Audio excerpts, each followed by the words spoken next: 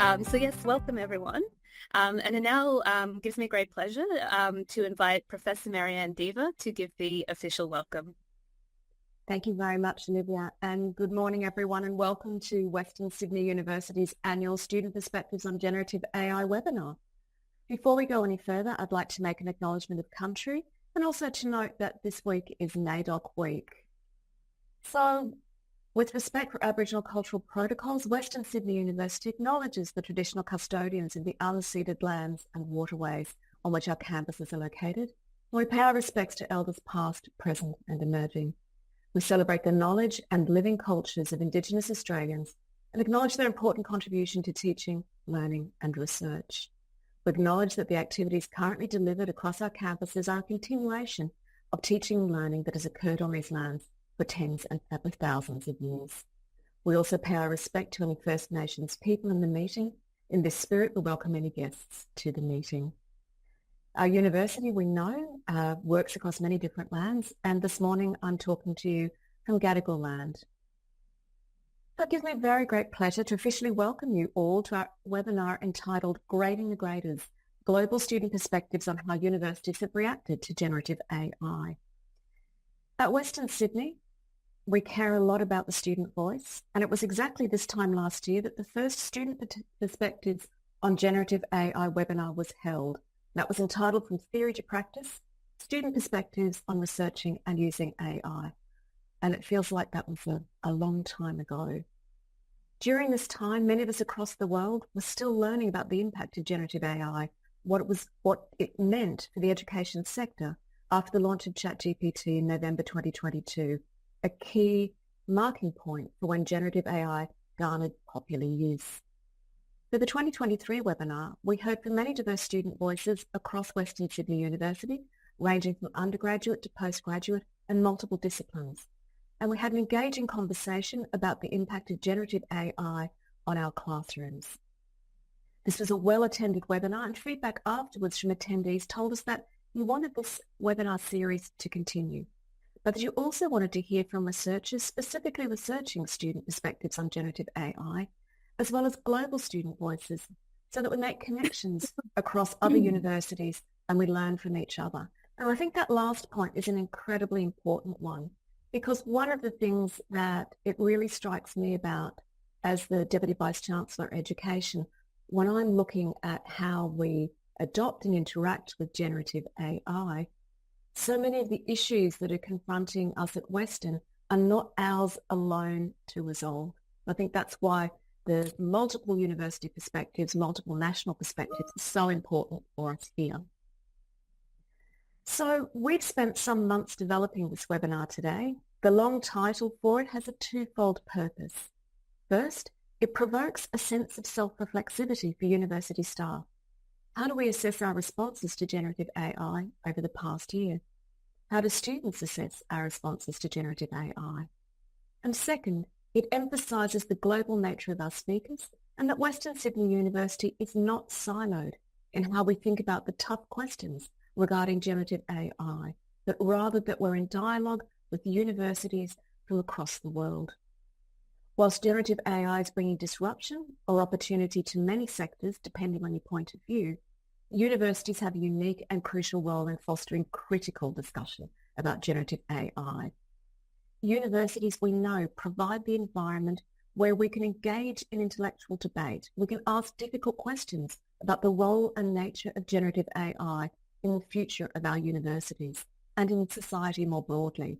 And we can base those discussions on research, on sound evidence, and on the student voice, but not on passive consumerism. And importantly for me, I think, when we're reflecting on that critical capacity of universities, it is so important that we control and intentionally design what that future will look like, rather than be told by big ed tech companies how we're going to engage with generative AI. Today's speakers represent a broad range of disciplines and global perspectives on generative AI.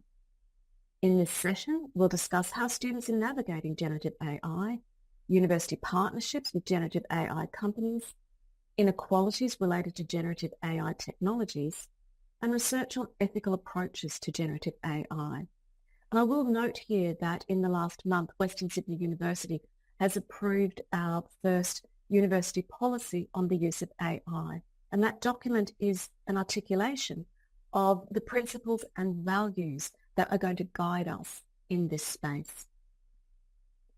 For Western Sydney University staff and students, we'd also like to encourage you all to continue these conversations during our Academic Integrity Week, running from the 5th of August, week 3 of spring session. And everyone knows I'm passionate about academic integrity. And there we're going to have a series of workshops and events designed to enhance our generative AI literacy, but also to foster those really critical conversations about what this means for us all.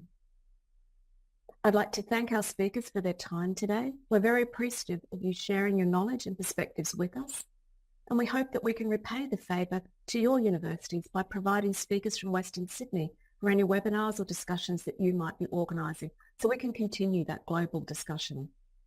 I'd also very much like to thank the staff of the Division of Education and Western Sydney University Library staff for their work in organising this webinar today. As Fiona Salisbury will now discuss, the Library of the Future is an important place for students and staff to engage in critical reflection and debate. So welcome, and I really hope you enjoy today's webinar. And I'll pass over to Fiona. Thank you very much, Maryanne, for the introduction. Western Sydney University Library is very proud to have a key role in facilitating critical reflection and debate within the university through workshops, events and webinars like the one we're attending today. So it's so good to see so many people here today. At Western Sydney University, the library has a physical presence across our 8 campuses and a 24/7 digital presence. And the academic library is a system of digital and physical spaces, ideas, collections and services. And it's really important that we engage in scholarly debate with the broader university. The library is very well suited, I think, to the task of facilitating discussions about generative AI literacy and ethics, as libraries represent the intersection of the humanities and technology with our focus on critical thought, past, present and future knowledge, and adapting to and adopting technologies of the future. At Western Sydney University, we are currently working on a project called the Library of the Future, and it's about transforming the library experience. The Library of the Future is a space for experimentation, creativity and communal learning. We have introduced into our programs conversations about generative AI through running workshops and events such as Academic Integrity Week, and giving students and staff the opportunity to try out new skills in a collaborative learning environment. And as part of doing this, we are also strengthening our offerings through student-staff partnership. The Library of the Future is agile, so we can quickly adapt to new technological advances.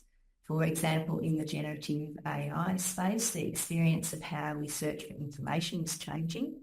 We also need to adapt our resources to align with the latest technologies and the ethical usage. We have a role in educating staff and students about both the potential, capabilities and limits of new technologies, with the multitude of AI tools released on literally daily basis. How we think about data and information is more important than ever. For example, what is your generative AI tool trained on? If you are using AI tools, what are that are publisher specific? How many AI tools do you need to use to have a comprehensive overview of your search area? As generative AI tools evolve, so will the questions we need to ask in order to conduct critical and ethical research. The Library of the Future is ready to engage in a journey of discovery about the ideas at the heart of the university and engage in scholarly debate about the future of the university to widen our own aspirations of what a library means for the university. We are excited to welcome you all to this webinar today and hope we can continue to collaborate and continue the global conversation that we're starting today. Thank you, and I'll pass now over to Olivia. Great. Thank you, Fiona, for your amazing speech about all the potential the Library of the Future offers the university. And thank you very much, Professor Maryanne Diva, for your wonderful official welcome. So, hi everyone, I'm Olivia, your moderator for today, and I'm speaking to you from Darragland, Sydney, Australia. And if I've analyzed everyone's email addresses correctly today, we potentially have a global audience from over 17 different countries. So we're all really excited about that. So before we begin with all our wonderful speakers today, as you can see on this slide, I'm just going to go through a few housekeeping rules today as I'm the moderator. So each presenter has around 10 minutes to speak and 5 minutes for questions. For the question time, please write your question in the chat at any time or use the raise hand function as we have quite a big group today. And if we can't get to all your questions in that kind of 5-minute time slot, don't worry, as you see on the slide, at the end of this webinar, we'll have a bit longer discussion time. But yeah, just a warning throughout today, I have to be a bit strict with the timing so we can fit everything in. And as you can see on this slide as well, we have these 3 core subheadings, identifying the different themes on generative AI and student perspectives that our webinar embodies today. And in crafting the schedule together, we've really tried to highlight the diverse and critical perspectives on generative AI that represent intellectual rigor rather than, say, buzzwords and hype. And I think we're all going to go on a really amazing journey today and have some great discussions. So I'll now go ahead and introduce our first speaker. So our first speaker today is Dr. Samantha Newell. And yes, Samantha, just while you share your slides, I'll just quickly read out your biography.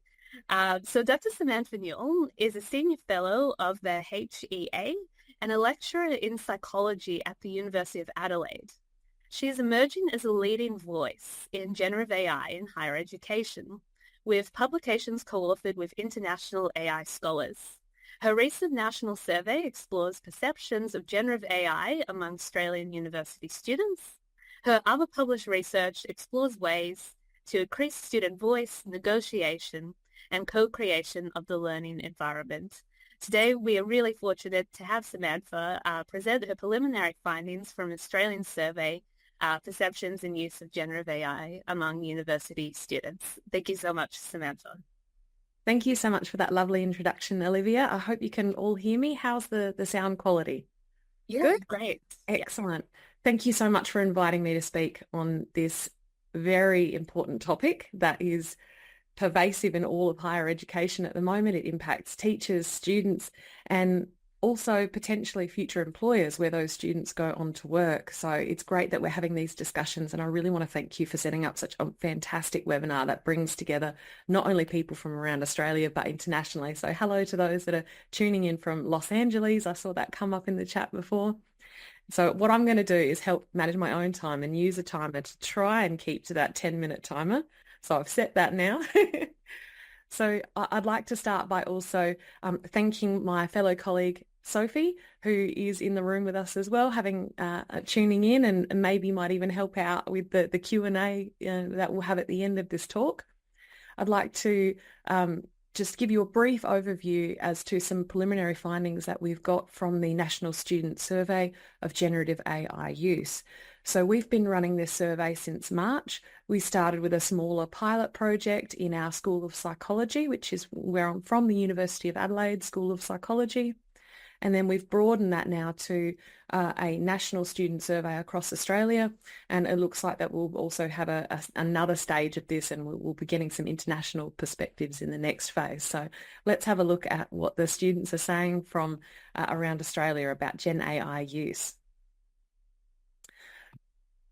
So we surveyed 399 students from Australian universities. 74% of those respondents were domestic, with just under 26% being international students. So we feel like we've got a really nice, diverse range of perspectives in our data set. And this is the stage where we're at now, where we're really starting to really dig down into that data set and see what patterns are there, what discussions and what themes are emerging, and really, really getting very excited about hearing the perspectives of students, hearing that student voice coming through. So as you can see, most of the sample, well, not most of the sample, but a big chunk of the sample is from first year. So we're getting some very early perspectives. And this is very interesting because we know that generative AI has been on the radar of students for a couple of years since the end of 2022. So some of these students are coming to us from either previous degrees or from high school, where they may have actually been engaging already with generative AI. There may have been a culture in the learning institution that they've come from that may be filtering into our university space.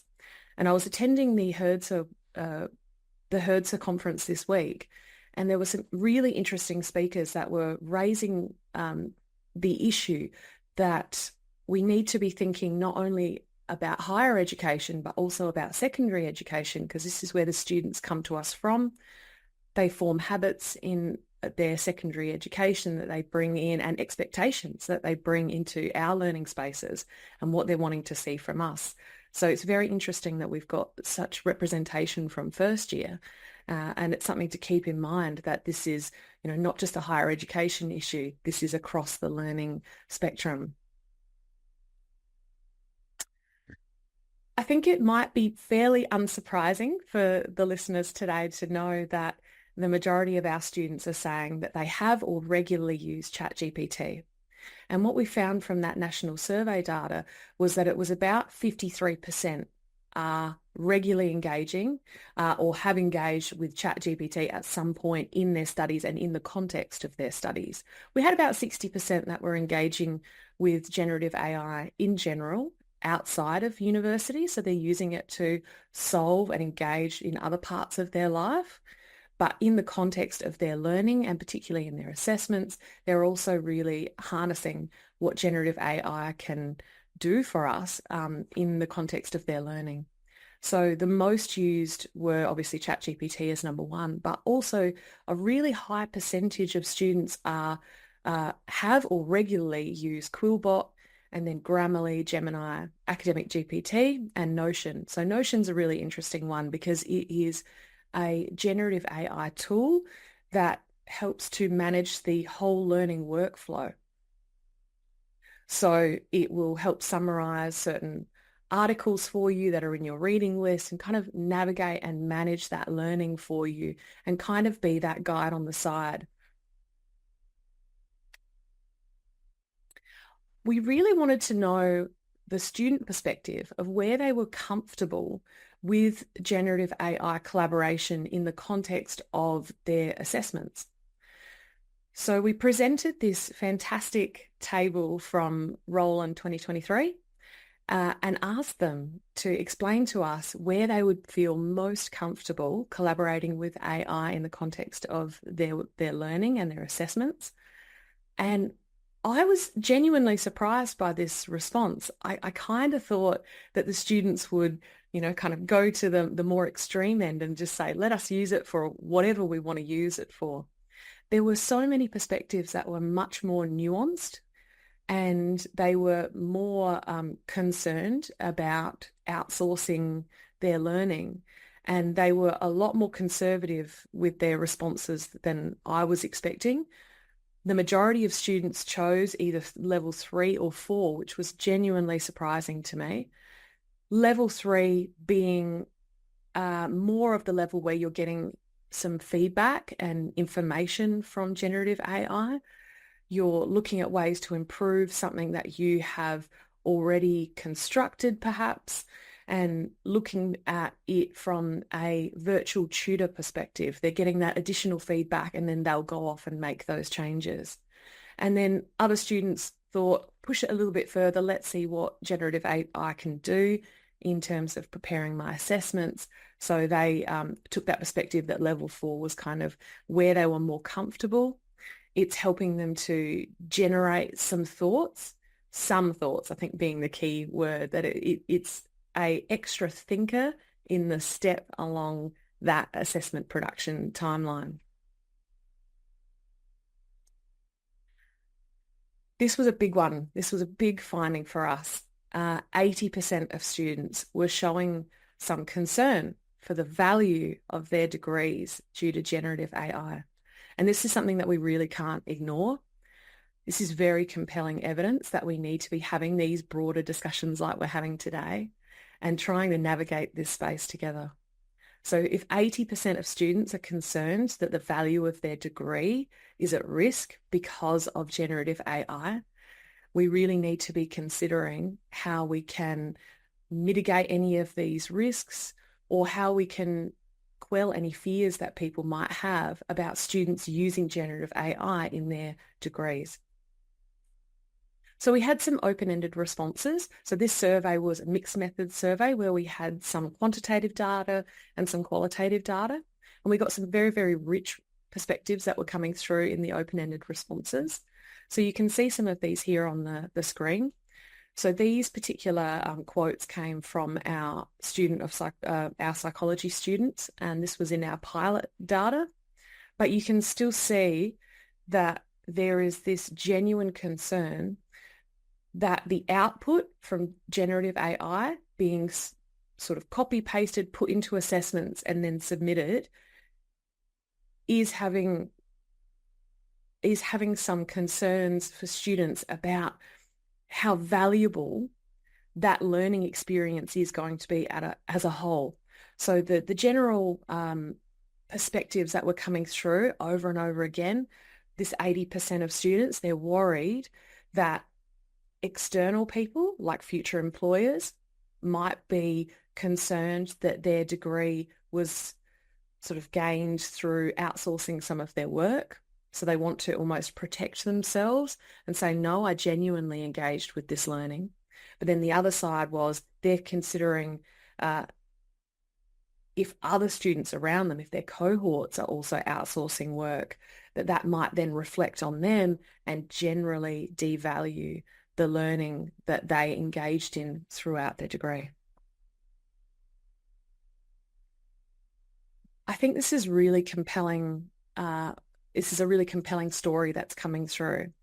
And it's about how students engage with technology more broadly. There are certain technologies that we use, such as Zoom, that do become just kind of part of the zeitgeist and how we engage in the doing and the thinking about learning and teaching. And what's compelling about this is that students are now adopting generative AI into their thinking and working flow of their learning. And it has, for some students, as you can see here, become a habit for them. The greater implication of this is that students will potentially become over-reliant on generative AI and almost require it to then be able to progress through their learning. So if 6% of students are strongly agreeing that it's become a habit for them, what happens if university policies are enacted that take that away from them? What if there is additional stigma around it? What if there is a genuine devaluing in their degree from it? So these are the kind of big discussions that we need to be having.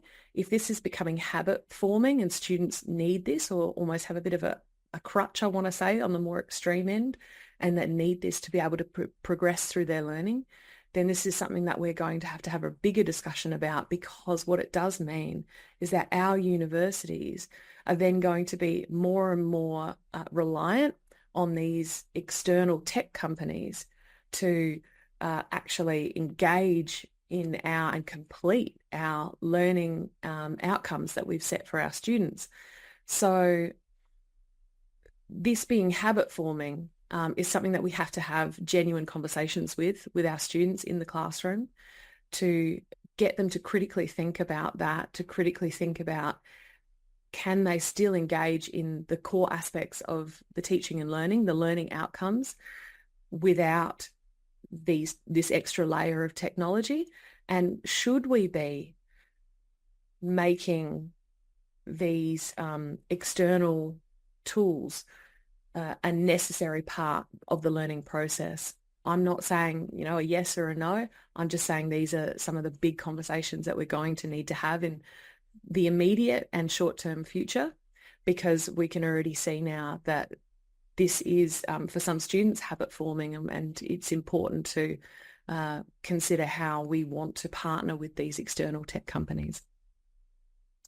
So a third-year student gave us a very rich insight into how they're feeling about this and implications for employability. And they took on quite a negative perspective that was actually fairly common throughout the open-ended responses by students. Alongside that sort of 80% worrying about a devaluing of their education, you can sort of see they sort of go, well, kind of what's the point anyway when we go out, into work in the future? We're just going to have to be reliant on Gen AI. We're going to have to use it to fetch all of our answers from. So this is where these deep conversations are going to have to come into play. So students told us what they're using generative AI for. The most common responses that we had for "I do this routinely or often," so this is the use cases for generative AI. You can see that they are using it for what I would call more helpful pedagogical uses, like proofreading, getting some feedback, that guide on the side model. They were getting some feedback from generative AI and they were applying those changes. But as you can see, the top two are pretty concerning. If they're using it to completely restructure their sentences or wholly outsource and write scientific articles, reports, short answer questions. This really makes us have to step back and think this is another conversation that we really need to be having with our students about where the line is, where they're comfortable outsourcing their learning. If they're using it to complete the assessments for them, how can we be sure that the learning outcomes that we're asking them to meet are actually being engaged with? About a third of students said that they're not being totally transparent with us when they're using AI in their assessments. And the reasoning that they then gave us, and we were very happy to see that it did seem like the students were being very honest with us in this. It was an anonymous survey, so I guess that does help provide that layer of where students feel like they can tell us what they really think. They're feeling like they shouldn't have to tell us because they're using it for what they feel might be fairly low-hanging fruit, fairly innocuous reasons, sort of aligning it with how we would use a spell checker or the previous iterations of Grammarly when it wasn't underpinned by AI. So they're using it for checking grammar, spelling, using it to find a different word. This is their reasoning for why they think that they shouldn't have to ask us permission or tell us that they're doing it. So that's just something to keep in mind.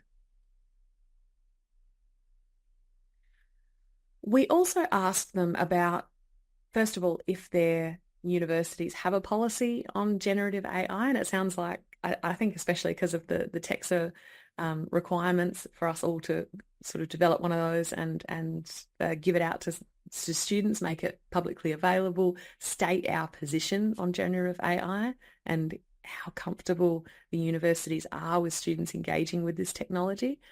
This is a process that's happening right now, and not all universities have published their policies yet.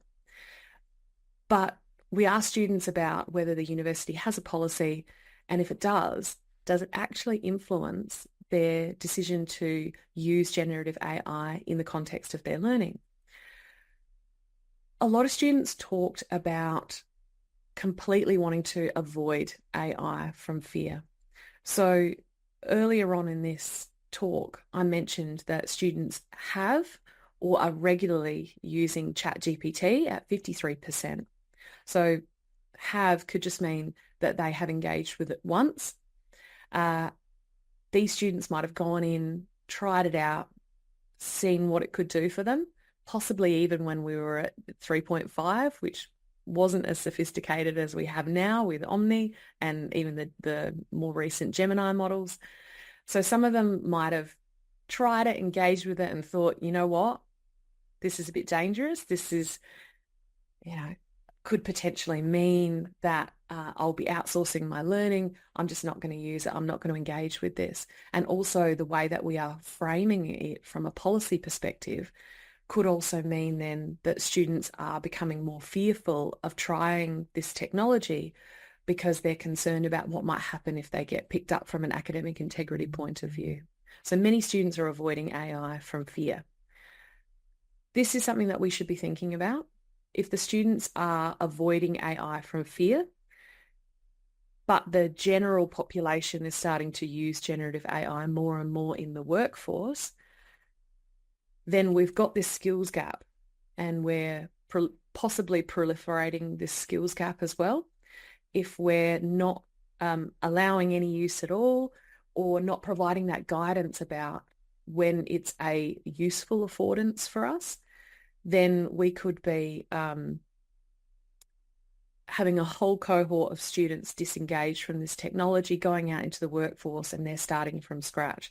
The equivalent of what that would look like is when students would handwrite their assignments, go and put it in a box, get out into the workforce, and then all of a sudden they'd have word processors, and there's a skills gap with that technology, and they don't know how to use it, they don't know how to engage it, leverage all of the tools that are available, and then they have to play catch up when they go out into the workforce. Now, again, I'm not going to say whether 100% we should or shouldn't use this. This is more of a provocation for you to consider that there is that potential skills gap if we don't engage with it at all.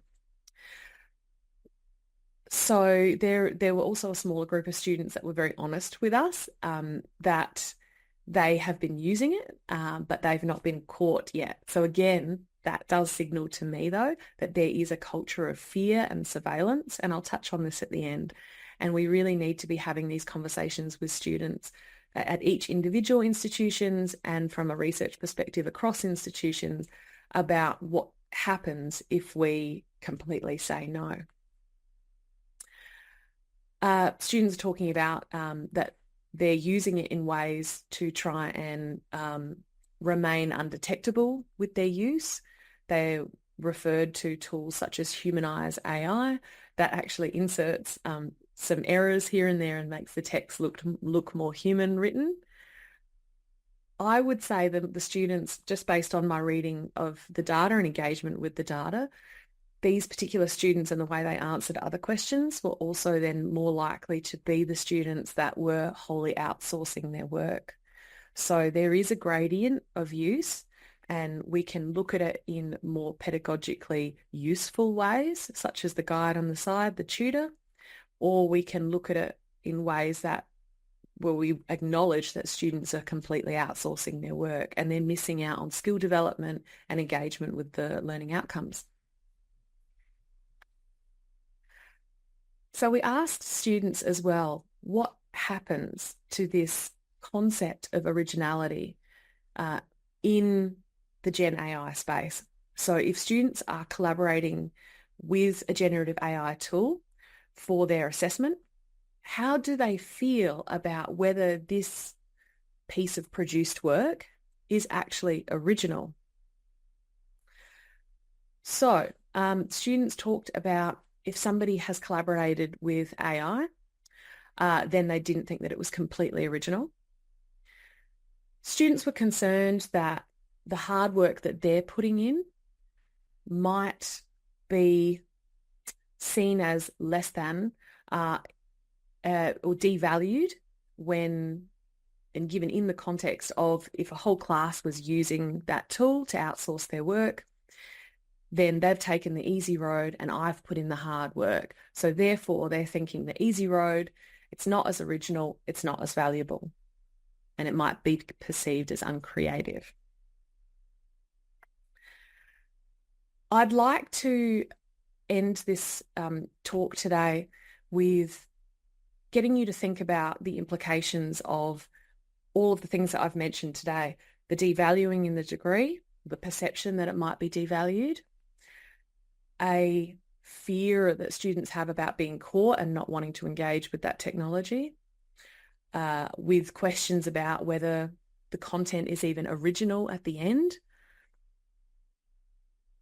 These feelings around these perceptions impact the student-teacher relationship.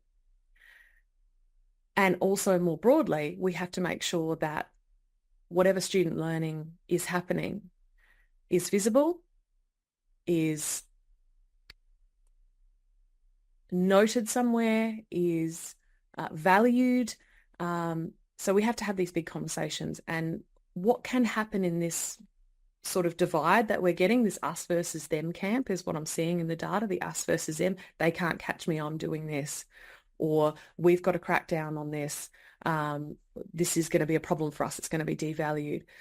What's building is a more pervasive atmosphere of surveillance for students. They have got a real fear of being caught. We're doing this from a sort of protective point of view. We're wanting to protect the value of these degrees. And we've got to somehow find that middle ground where we talk about this fear of surveillance that's coming out.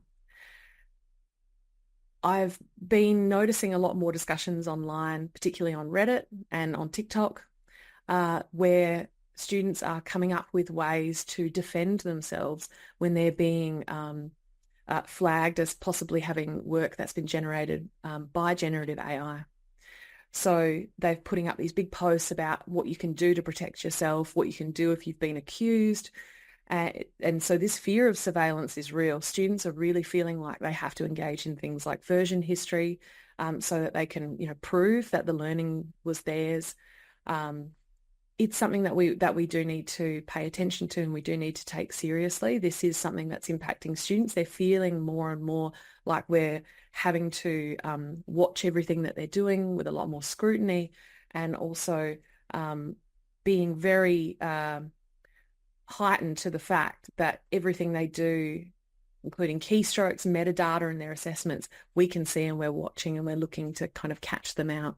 So it's just, I just wanted to end on that I'm hoping at some point today we can have a broader discussion about that, about this fear of surveillance that might be part of the recent student experience, and what we can do as educators to help broker and bridge that distance that is kind of growing between the us and them camp. So yeah, I just really wanted to thank you for the opportunity to speak today. And I will leave it there and open it up for questions. Great. Yeah, thank you so much, Samantha. That was such a comprehensive presentation, and such a great way to start this webinar, and also so excited to hear more about yours and Sophie's research in this space as well. Thank you. Yes, so we are running a little bit over time. So just in this case, I think we might just hold off on the questions until after William's presentation. But again, we can kind of have this discussion in the chat as well. And I'm just thinking a lot, like from your presentation, Samantha, as well, about like that issue of trust that seems to be quite a big one. Like, how do we restore trust between like teachers and students? So there might be something for us to kind of contemplate as well, and I'm sure that's going to be a theme across these presentations as well. So again, thank you so much, Samantha, for your presentation. So yes, now we will move on to William Mabin's presentation, Generative AI, Drawing the Line Between Misuse and Missed Opportunity. So unfortunately, William couldn't join us live. I think he was having some issues with electricity, which is also interesting to think about, the like inequalities with technology across the world. So he does have a recording though, so that's what I'm going to share with you all now. So just going to make sure the sound is showing. So yeah, I'm going to play his recording. But just to quickly read out William's biography, he's a game designer and developer with 10 plus years experience in 3D art, multimedia, and game design. He has lectured at a variety of higher education institutions in South Africa. And he's also the founder of Toxin Games and a consultant and mentor for UK-based company Mastered. So I'll just play the presentation now and yeah, please let me know if there's any issues.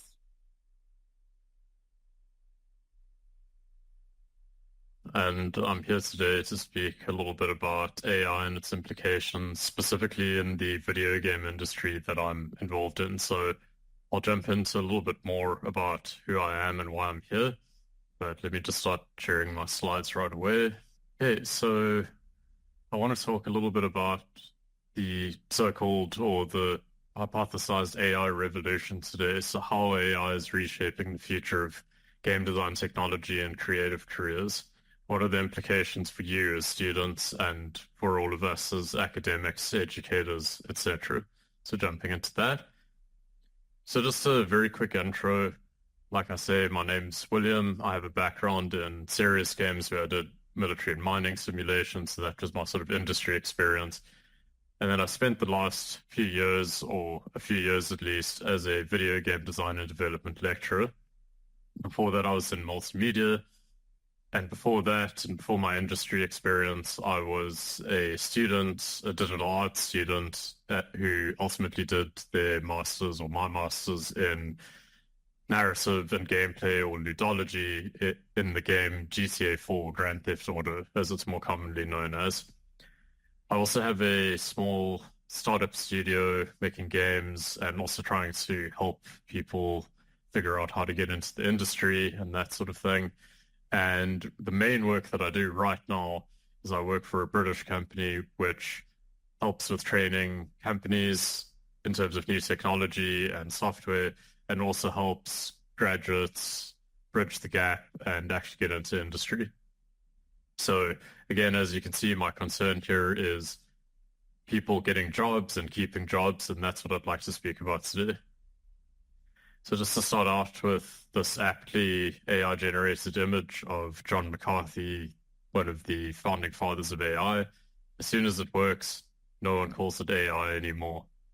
So it's quite interesting in terms of thinking about what real and artificial intelligence might be, and will we perceive AI differently in future, I guess. So moving forward. So I actually had Claude AI, believe it or not, draw up this abstract for me, and I've credited it there and put it in quotation marks so that everyone can clearly see that. I thought it would be worthwhile and entertaining, and also just help me to explain what I'm here to talk about today. So just a little bit of background about the background itself that I have on the slide. There's a portfolio page or system or network called ArtStation, which is very commonly used by people in the video game and film industry to put their portfolios up and get noticed by people in industry who are also on the platform.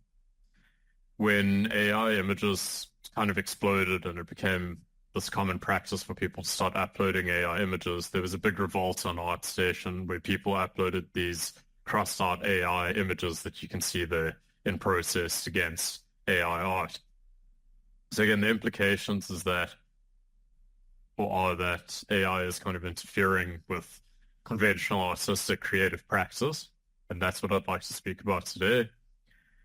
So however, AI has helped innovate and streamline workflows within the industry. It's a given that it's making things easier, less laborious, less tedious. But however, students and academics who both use AI kind of paradoxically in the classroom or in their creative work or their essay writing, what are the implications of doing all of this? What are the implications of making life easier for us and then trying to get a job, our dream job in one of these sorts of creative industries as an example? How do we kind of inadvertently replace ourselves by nurturing the system of AI? That's the big question always on everyone's mind. And so I just found it entertaining that Claude AI said that this content borders on plagiarism in reference to when people use AI tools. You know, it is plagiarism, but essentially, you know, it wants to kind of cover that up by saying borders. So I just wanted to point that out. Quickly, so in recent years, there's been mass layoffs in the video game industry just to set the stage. So between 2023 and 2024, huge companies like Electronic Arts have reduced workforces by as much as 5%, meaning 670 people roughly. Unity, a big game engine company that people would be familiar with if they know about game development, laid off 1,800 people after a very controversial move or series of moves by their CEO, changing kind of work policy, etc. On a more personal note, companies like one of the ones that I work with called Sumo Digital has recently said that they're going to cut down staff by 10 to 15%, depending on which sources you believe. And I'm currently teaching and training people who are directly affected. They've basically exited the program because they've been affected by these things. So the main question on everyone's mind is, but is AI to blame? So there's a number of reasons for why this is happening.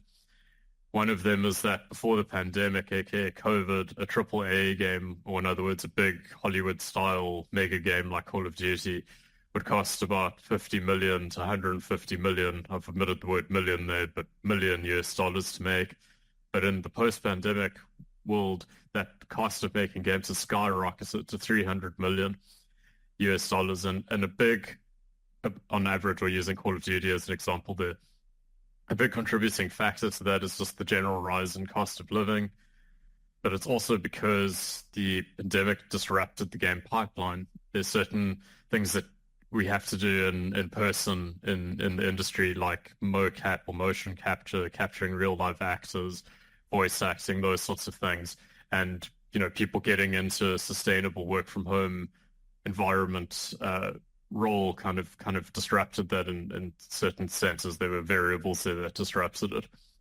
Some games that have been anticipated for years, like GTA 6, which has been anticipated for, over 10 years or whatever it is at this point, have been delayed even further, meaning more cost, more anticipation and demand.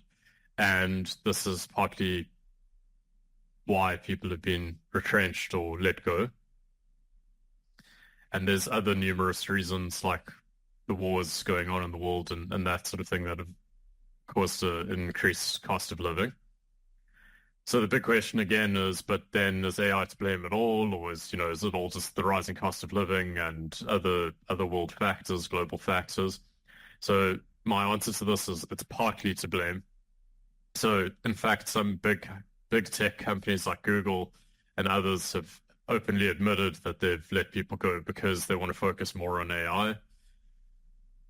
Taking this with a pinch of salt, because Siddhakar is a AI consultant convincing companies to use AI instead of real people, he said that he's seen a huge displacement of white-collar workers in the tech industry. However, there's a seeming cover-up in industry where employers have stated that they overhired by accident.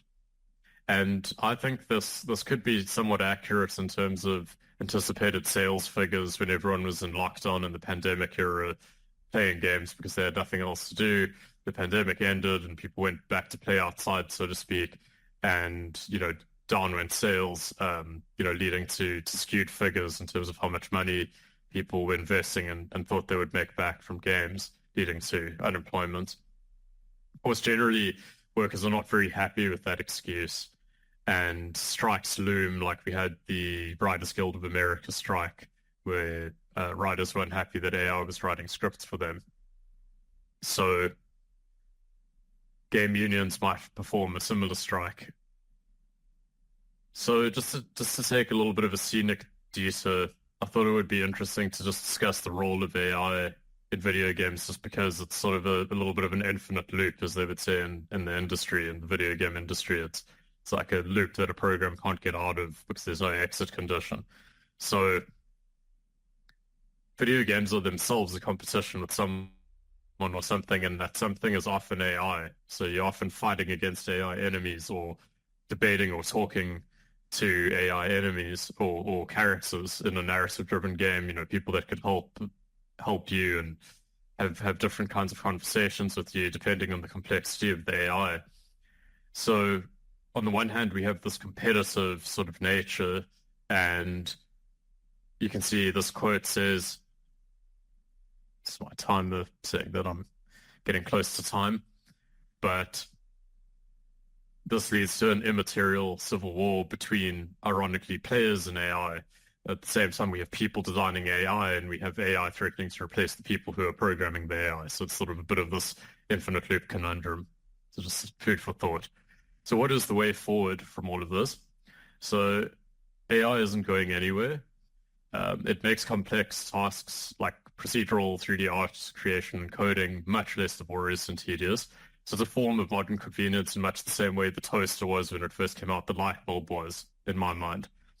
Unfortunately, one thing I always think of is roles like, or trades like being a blacksmith, which went on for thousands of years, was around for a lot longer. We seem to have the rise and fall of jobs or career roles a lot faster nowadays, but that's also because technology is rapidly changing all of the time. Just to speak a little bit about some local context, I'll be spending some time with some former students at my old campus next week for Xbox Game Camp Africa.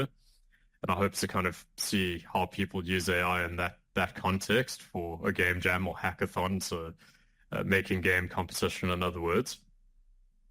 But in terms of what I've been able to gather from the forums and groups that I'm part of, people are using AI, and it's because it's making the world an easier place to live in, should I say. It's making these tasks easier to do.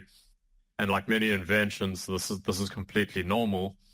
And whereas the World Forum says that between 40 to 60% of jobs will be impacted negatively by AI over time, there's a lot of people that contradict the sort of doom and gloom predictions such as that by saying, roles like a carpenter or roles in the past have taken much longer to become, I guess, obsolete than what people are proposing with roles now. So I think ultimately only time will tell, and data or stats collected over time will really tell. But in conclusion, it's speculated that this rise of AI-related technology will also lead to new jobs. People have always feared new technologies like television and computers and the internet and all sorts of things. For the foreseeable future, it's likely that people will just have to learn to work with AI. So new roles and new jobs might actually emerge because people will have to learn how to work with AI, just like I have to train people to work with different types of software. They'll have to be able to implement or integrate AI into their workflows. So it's people working with and not against AI specifically. But again, I'll need to do a lot more research in this area, and hopefully soon substantiated academic research will emerge that tells us more about where these trends are going. Of course, the main concern is always sustaining life. And the main question is, how complicit are we in, AI replacing people's jobs as we kind of use it for our essays and academic writing as students and academics, and, then entering the job market or industry? How are we making ourselves redundant? What is the extent that we're making ourselves redundant or not? Thank you so much for listening. I think I'm pretty much out of time. If you'd like to reach out and ask me some questions, or just continue some of these topics in more detail, and have research interests that sort of align to mine and my areas of interest, or anything to do with the video game industry at large, please reach out to me on LinkedIn. I think it's the easiest way to just get in touch with me, and then emails can always be exchanged later on. My reference list, just to show that. And that's it from me. I hope you found this useful and insightful, and as most people always hope, that I offered something new in the context of this broader conference. I hope the rest of the event goes well, and I hope everyone has a good weekend and week ahead. Bye. Great. Thank you so much, William, for presenting and presenting the recording as well, despite the technical issues. So Thank you. So firstly, just apologies everyone. So we won't kind of have that 5 minute break because we want to keep to time and keep and have some discussion now as well. Seeing we've had two really great presentations. So you might just have to walk out any time if you need to grab a cup of coffee or something like that. But yes, let's now have some discussion. Unfortunately, we don't have William in the audience here, but we do have Samantha here as well. So, and yes, whilst they're two kind of quite different presentations, obviously there's still, I think, connect in terms of that like student life cycle as well, from studies to industry. So if you have any questions, please type them in the chat or feel free to raise your hand now as well, because would also be great to have a real-time conversation as well. So looking if anyone has any questions. I might start with I see, Shivani has asked about whether the student concerns about AI and use of AI looks different across disciplines and subject areas. Right, yeah, so you've answered that, Samantha. Thank you. I've been trying to answer the questions in the chat as they're coming. Great. Do you have anything you'd like to add just from like the chat right now? Any thoughts to share?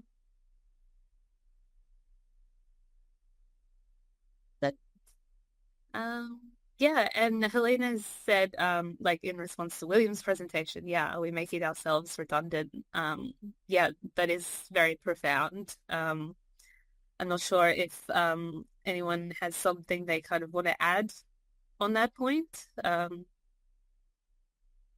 I guess that sort of speaks to that wider piece that I was talking about earlier, where we've got to be careful how much we want to intentionally partner with these third-party tech companies, because we're going to then have to rely on that relationship and have to have it part of it if we fully integrate into our assignments, into our student workflow. It is just one of those broader discussions that we have to have. And I mean, it's possible we can do that, and that it can be done relatively unproblematically, because we use all kinds of educational technology tools. We use Canvas as an LMS. We're kind of reliant on that. It holds all of our courses and all of the information and how we run and connect with our students. So this could be just another example of doing that. But I think that the only risk that we have is when all of the student data is put into these third-party tools, then they can use it however they like. So it's just a data security issue, I think. Data security issue. Yeah, that's really fascinating. And I'm just looking as well. Linda's put in the chat the like inequality question, though. It's interesting here because again, we're talking about a lot of technologies. Can anyone help us understand how students are using Gen AI in the rest of the world? Sorry, I saw Esther, you had your hand up. Were you wanting to comment on that? Yeah, I was about to say something about the making ourselves redundant situation. I think a huge role, something that has to play a huge role in that is also capitalism, because the less employees these big tech companies have, the more money, the more profits they make. And so it's more about the people at the top maximizing their profits and not caring about what serves humanity and how to use technology to serve humanity at its core. I'm about what's going to make them more money to see more profits year by year. So there's something about that. That's such an important point. And I think a lot of the presentations we've got coming as well are going to kind of touch on those issues as well. So thank you, Esther. We might just have time for one more question. So that's from Kushang. How can we train graduate teaching assistants and tutors specifically on how to help students in using generative AI tools, since they work more closely with students on writing essays and assignments? Yeah, it's quite a broad question. But yeah, I'm wondering, Samantha, you might, from your research, have something you would like to share then? It's very hard because I think you're going to be constrained by whatever policy your institution has adopted as to whether they're going to sanction the use of it or sort of ban it outright. And I've seen our institution, for example, go from kind of one extreme to the other. Well, not quite all the way down the other end, but definitely at first it was a no-go. You know, we're still working out what the implications of this are. So on the safe side, don't use it at all. So our approach was more about guiding students not to use it, and then about helping our tutors and teaching assistants work out how to find those that are using it. That was kind of the first, I guess, initial reaction to it.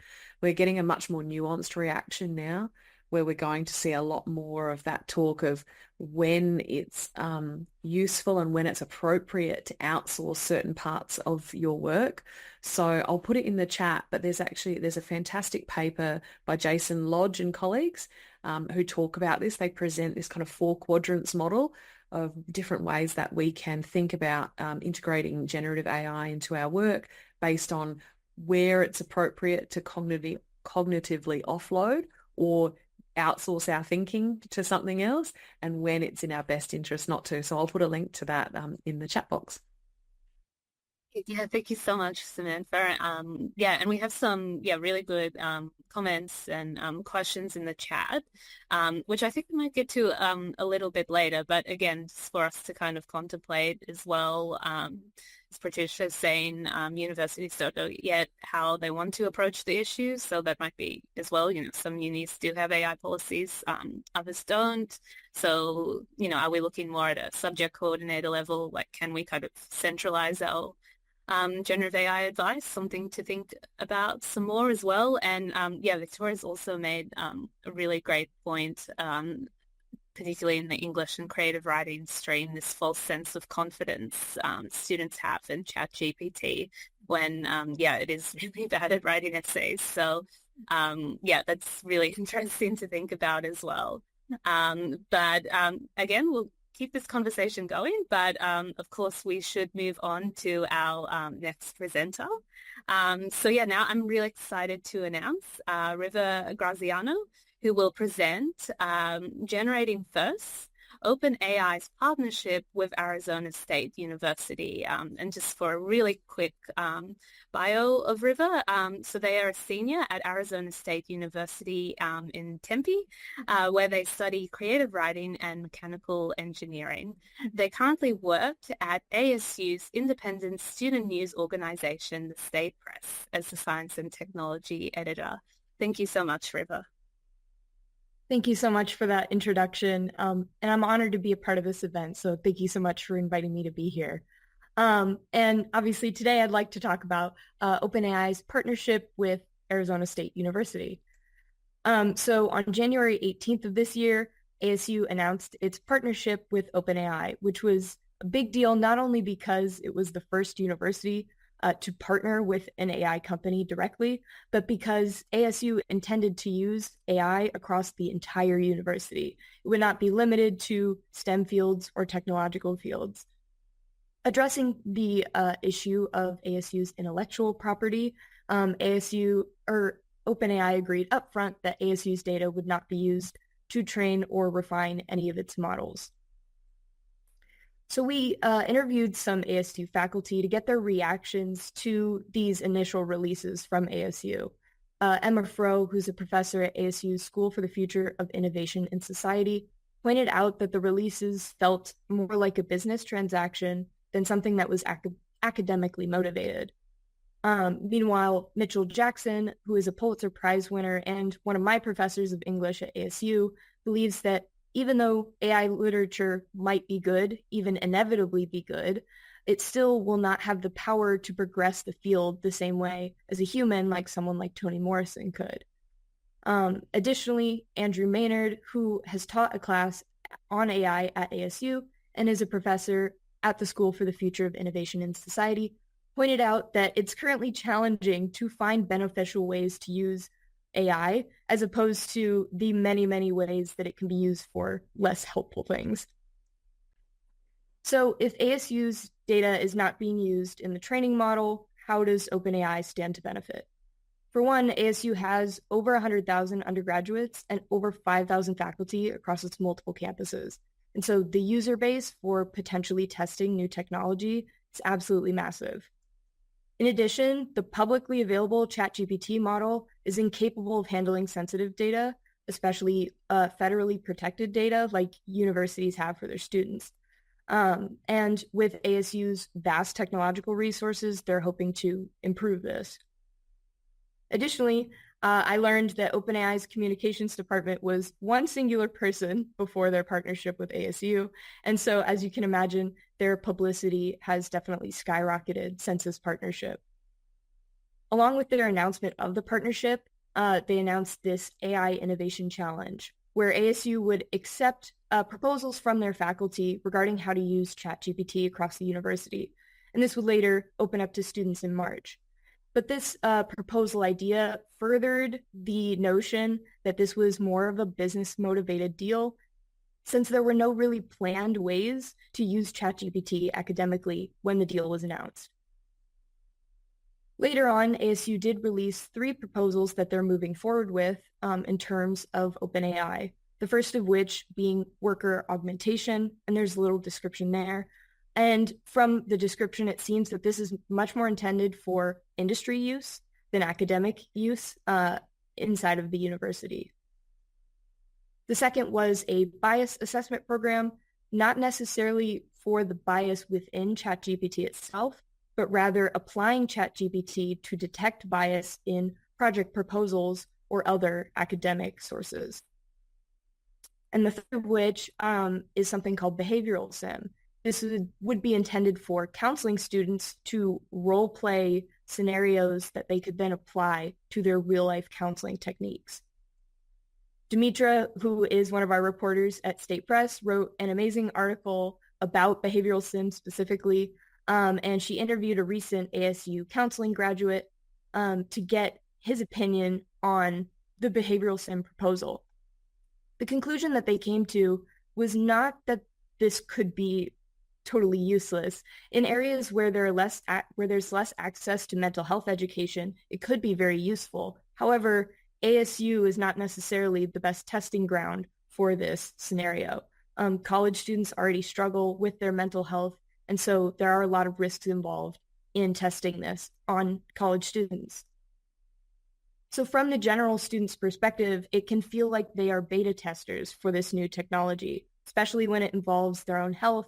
Students can feel that these new AI programs are not being assessed properly for risk. Additionally, while ASU's data is not contributing to the training of the model, other properties have been taken without permission to contribute to the model, and ASU has yet to address the underlying ethical issues with generative AI. And finally, as discussed earlier by Dr. Newell, there is higher scrutiny from professors, and there are false accusations of AI usage. And so students are growing increasingly paranoid that their original work could be flagged for plagiarism. I had the chance to sit down with other editors of State Press with the president of ASU, Michael Crow, and I asked him how the impact of OpenAI projects will be assessed. And his answer was, if it doesn't solve the problem better, enhance the outcome better, help the student better, we're not going to do it. And other grammar nerds will notice the tense mix-up there. And I think it's very highly indicative of the high level of confidence that comes especially from administration regarding the expected outcome of these projects, despite not really having the technical know-how of how that expected outcome will come about. So who is actually involved in assessing the impact of these projects? These are some of the university groups that will not only be involved in assessing the impact, but also selecting which proposals even move forward in the first place. And notably, these are largely administrative and technical faculty. There's very little direct educator and student involvement and access. I've had the privilege to interview some of these groups as a part of my work at State Press, but if I were a regular student, accessing that same information would be nearly impossible. And so even though these programs will ideally be spread out across the entire university, it is very difficult for students and educators to be involved in that process. Before I open up for discussion, I just want to go over some future concerns, especially since ASU's fall semester starts in a little bit over a month on August 22nd. So these will be very, very prevalent in the near future for us. Firstly, there's going to be even more accessibility expected for students when they come back in August. I discussed earlier how the public model is not capable of handling certain sensitive types of data, like university data. However, Lev Gonik, who's the Chief Information Officer at the ASU Enterprise Technology, expects that students will have protections for that sorts of data. And so without necessarily increasing the level of education that students are receiving on how to use AI or its potential risks, their accessibility to further technology is increasing still. Additionally, the bias and factual errors that we've heard of from AI programs are still a limitation of this one. We've seen stories of Google's AI sourcing from Reddit or other intellectually inaccurate sources, and the models have trouble recognizing when they need to resource or where their limitations are. This is something I've seen discussed online recently. I haven't had the opportunity to ask any ASU officials about it. But jailbreaking is a practice used to skirt around the safeguards that are already within ChatGPT for things like illegal or explicit material. And there are entire online communities that are meant for documenting these methods. I have not seen whether or not this will be included in the additional protections and guardrails that are expected to come out, but it'll be very interesting to see if that is something that they expected. Additionally, AI detection softwares, as we discussed earlier, are increasingly unreliable. They're using statistical models. And additionally, I've heard from many students firsthand that they regularly stick their AI-generated work through these softwares in order to reduce their percentages before they turn it in.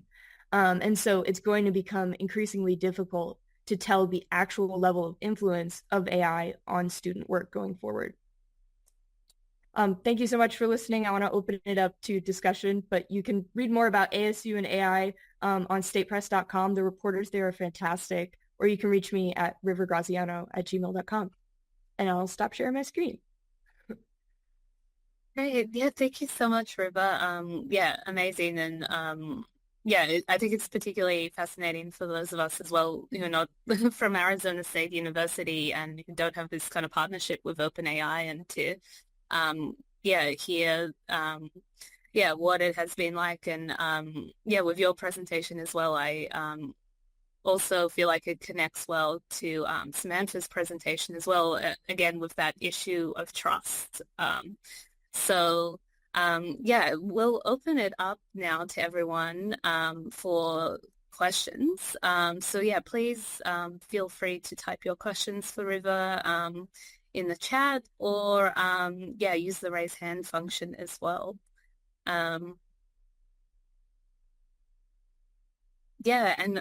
Victoria's made an interesting comment. There's an entire side of TikTok dedicated how to use AI without detection. Do you have any comments on that, River? Perhaps from your work? Yeah. When I was doing research for this, the online community I was referencing was basically an entire subreddit that was just about jailbreaking ChatGPT. And I didn't have to scroll far to get to some pretty scary comments about explicit or uses of it. And so I can only imagine how that could be applied to skirt around potential academic integrity barriers. I saw a question also, have there been discussions of GPT use inside the newsroom? We have actually discovered someone who was using AI to generate articles within the classroom. And it was interesting because it was a human who initially discovered it. It wasn't a regular practice for us to use AI detectors or anything like that. But it was a human who was able to detect, like, I don't think that these sound quite right. And so we did end up taking those down and issuing a statement that those were AI generated, and that's why they were removed. Hi, Riva. This is Emmanuel. How are you? Hi, good. How are you? I'm a lecturer in Australia at a business college, and I find it really fascinating because student attitudes to lecturers who use AI live in class are actually a really mixed bag. For example, I gave a task to the class to perform in groups. And when I did it, I stepped out for 2 minutes and all it took me was 30 seconds and create an AI generated answer. It was funny because the students felt really ripped off. They felt like I cheated, that I didn't do, even though I was able to explain and articulate the answers in far greater detail given my experience. And it was interesting seeing them respond because I thought, but hang on a second here. How do you feel when you guys do it or your friends do it? And it's a very double standard. And it's such an incredible tool for lecturers and teachers to use in class to instantaneously create. I use it during session as well. Like, for example, there are some complicated issues. If somebody has ASD during a counseling session and they have a partner that's ASD, how do you get an apology or a confession or an admission out of somebody who has ASD? And believe it or not, ChatGPT, in its vast intelligence, gave some incredible suggestions, which, given my clinical experience, I was able to articulate. But there's no way in the world, even though I was prepared to admit it in a classroom situation, there's no way in the world as a therapist, as an aid, whether it's a book or whatever, I don't think they would mind. But the fact that it's so novel territory. And I just found that as a really interesting kind of comparison and just putting the shoe on the other foot and how the students felt when I did it. Just that's wanted to share that experience. Thank you. Yeah. Yeah, thank you. Do you have anything to add in response to Emmanuel's points? Anybody? Yeah. I mean, I think it's incredibly interesting. I know we talked earlier about how the different disciplines use it. I study both engineering and creative writing. It's a very polarizing difference in how the professors feel about not only how students use AI, but how they themselves use AI. So I think that's very interesting. Great. Just wanted to share. Thank you. Mm-hmm. Yeah, thank you, Emmanuel. And thank you again, River. So again, we'll keep continuing these conversations, but of course we should get back on track with our schedule. So it's now my pleasure to announce Oliver Cocker, who will present Carousel of Conveyance, Artificial Voids. I'll just read a really quick biography of Oliver. So Oliver is a law literature student at the University of Auckland, New Zealand. He works with the student union to publish the university's weekly publication, Crackum, as an editor, where his work has included scrutinizing the University of Auckland's first AI policy and has been critical of conflicting standards regarding the use of it by the university itself. Thank you so much, Oliver. Thank you, Olivia. Can you hear me all right? Yes, we can hear you clearly. Thank you. Well, thanks for having me on, even though I'm from the enemy country across the Tasman. And yes, Carousel of Conveyance, Artificial Voids. And I thought it was sort of important to title this sort of using big, maybe nonsense buzzwords, because that seems to be the sort of thing you can get out of AI. So just sort of a structure. Who am I? That's where we'll start. We'll go to where we are now.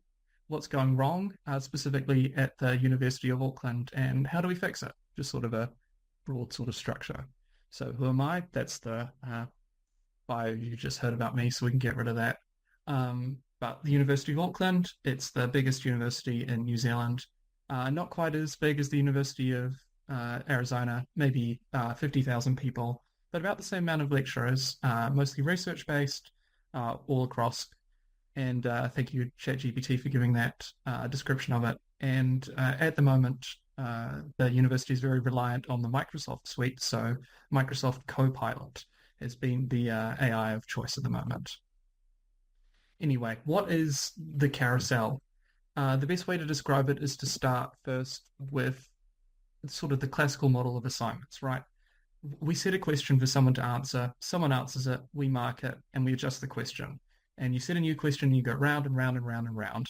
You learn how to ask the questions, how to teach students better, and each iteration of students learns something different, learns a bit better. And we've got all these sort of intermediary steps that happens.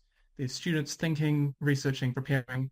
There's the plagiarism checkers that, have been in existence far longer than ChatGPT 2.0 and Turnitin and plagiarism checkers.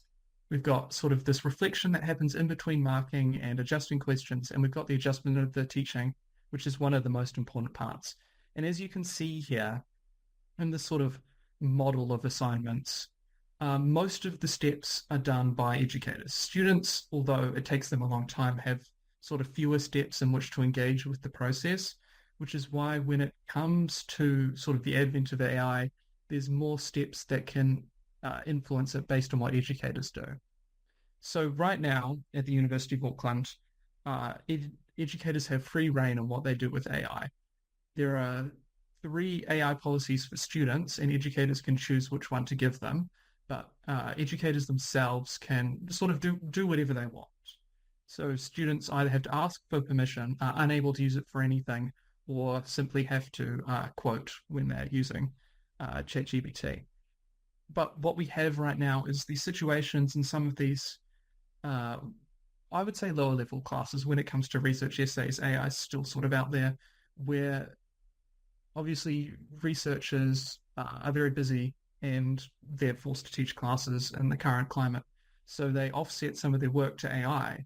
But all that happens is the model itself has to change. AI sets the question and it marks. But what that means is educators like us, we don't learn anything from our teaching. We get a bunch of statistics, but we don't have enough time to sort of analyze them to work out what these statistics mean for our teaching. And sort of what we assume sometimes happens is students use AI to answer, and we get this sort of artificial situation where information goes round and round our assignments, but no one learns anything. Students get information, they output information, we get it, we just feed it back into an AI later. And the only thing changing are these plagiarism checker AIs, which get better and better, and then these other AIs that get better and better to avoid the plagiarism checkers. And that's what I call this sort of artificial void. There's nothing happening here, and we made nothing happen here because we chose to use AIs. This is what should be in there. There should be this engagement between adjusting teaching to changing what students think and research to what they write, to what we get, and then sort of a reflection on how we change again. But instead, AI just sort of takes all of that out there and we're sort of in this grey void. So focusing really in on the use of AI at the University of Auckland, we then rely on our teachers to do this reflection and adjusting on their teaching sort of independently of how AI works.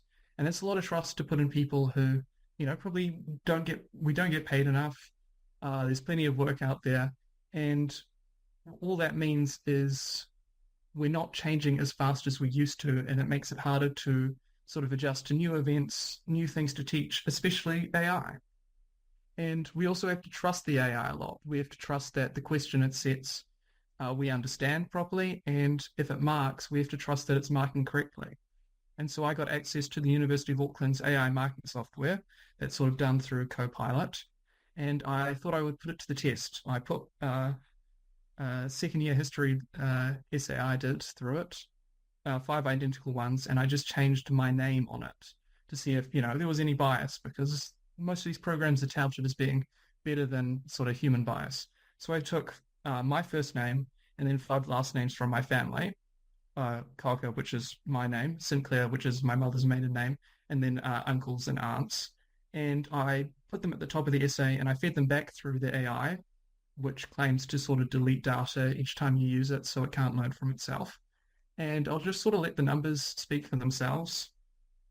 The European name specifically outdid any name which Te Māori is the indigenous people here of New Zealand. Abdullahi is Northern African and Zhang is sort of Chinese ethnic.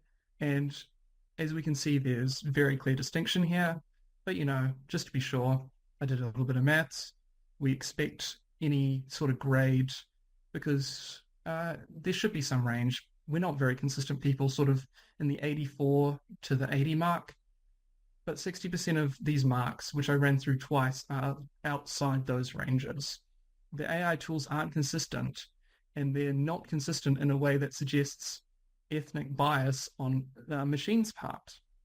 But then I went a step further with the tool, and an unnamed essay does better than a named essay. And I took some time to reflect on that fact.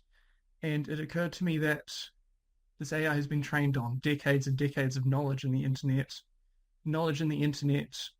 that we have written that say humans are flawed, humans make mistakes.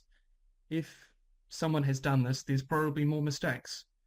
But an AI doesn't make an assumption that you're a human until it sees a name attached to something. So an unnamed piece of work consistently does better than a named piece of work.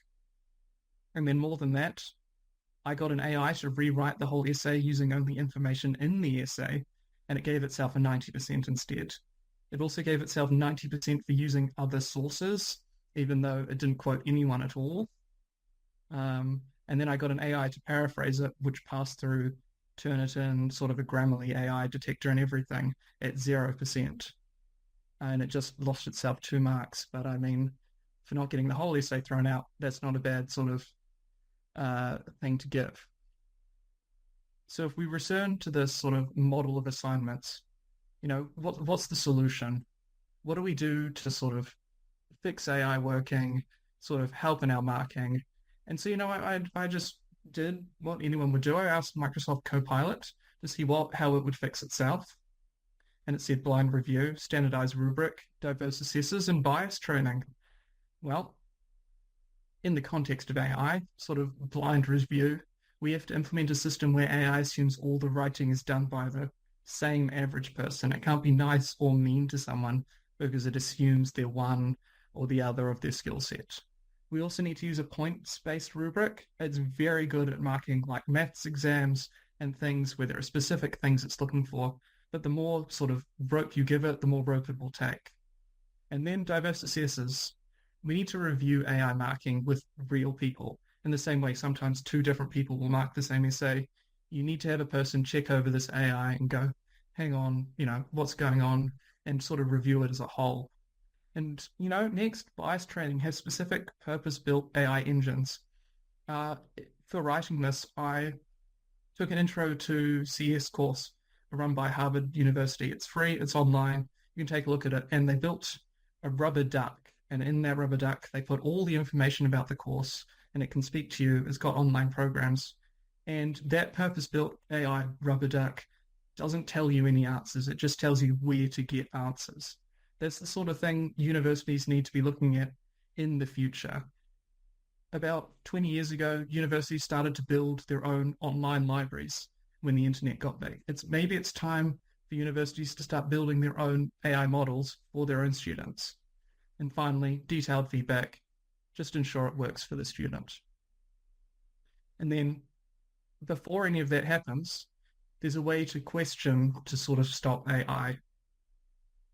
If you try and focus on sort of relevant effects, AI gets stumped. I think ChatGPT is currently trained up to July 2022 or something. If you ask it to assume anything that's going on now, it just carries it on.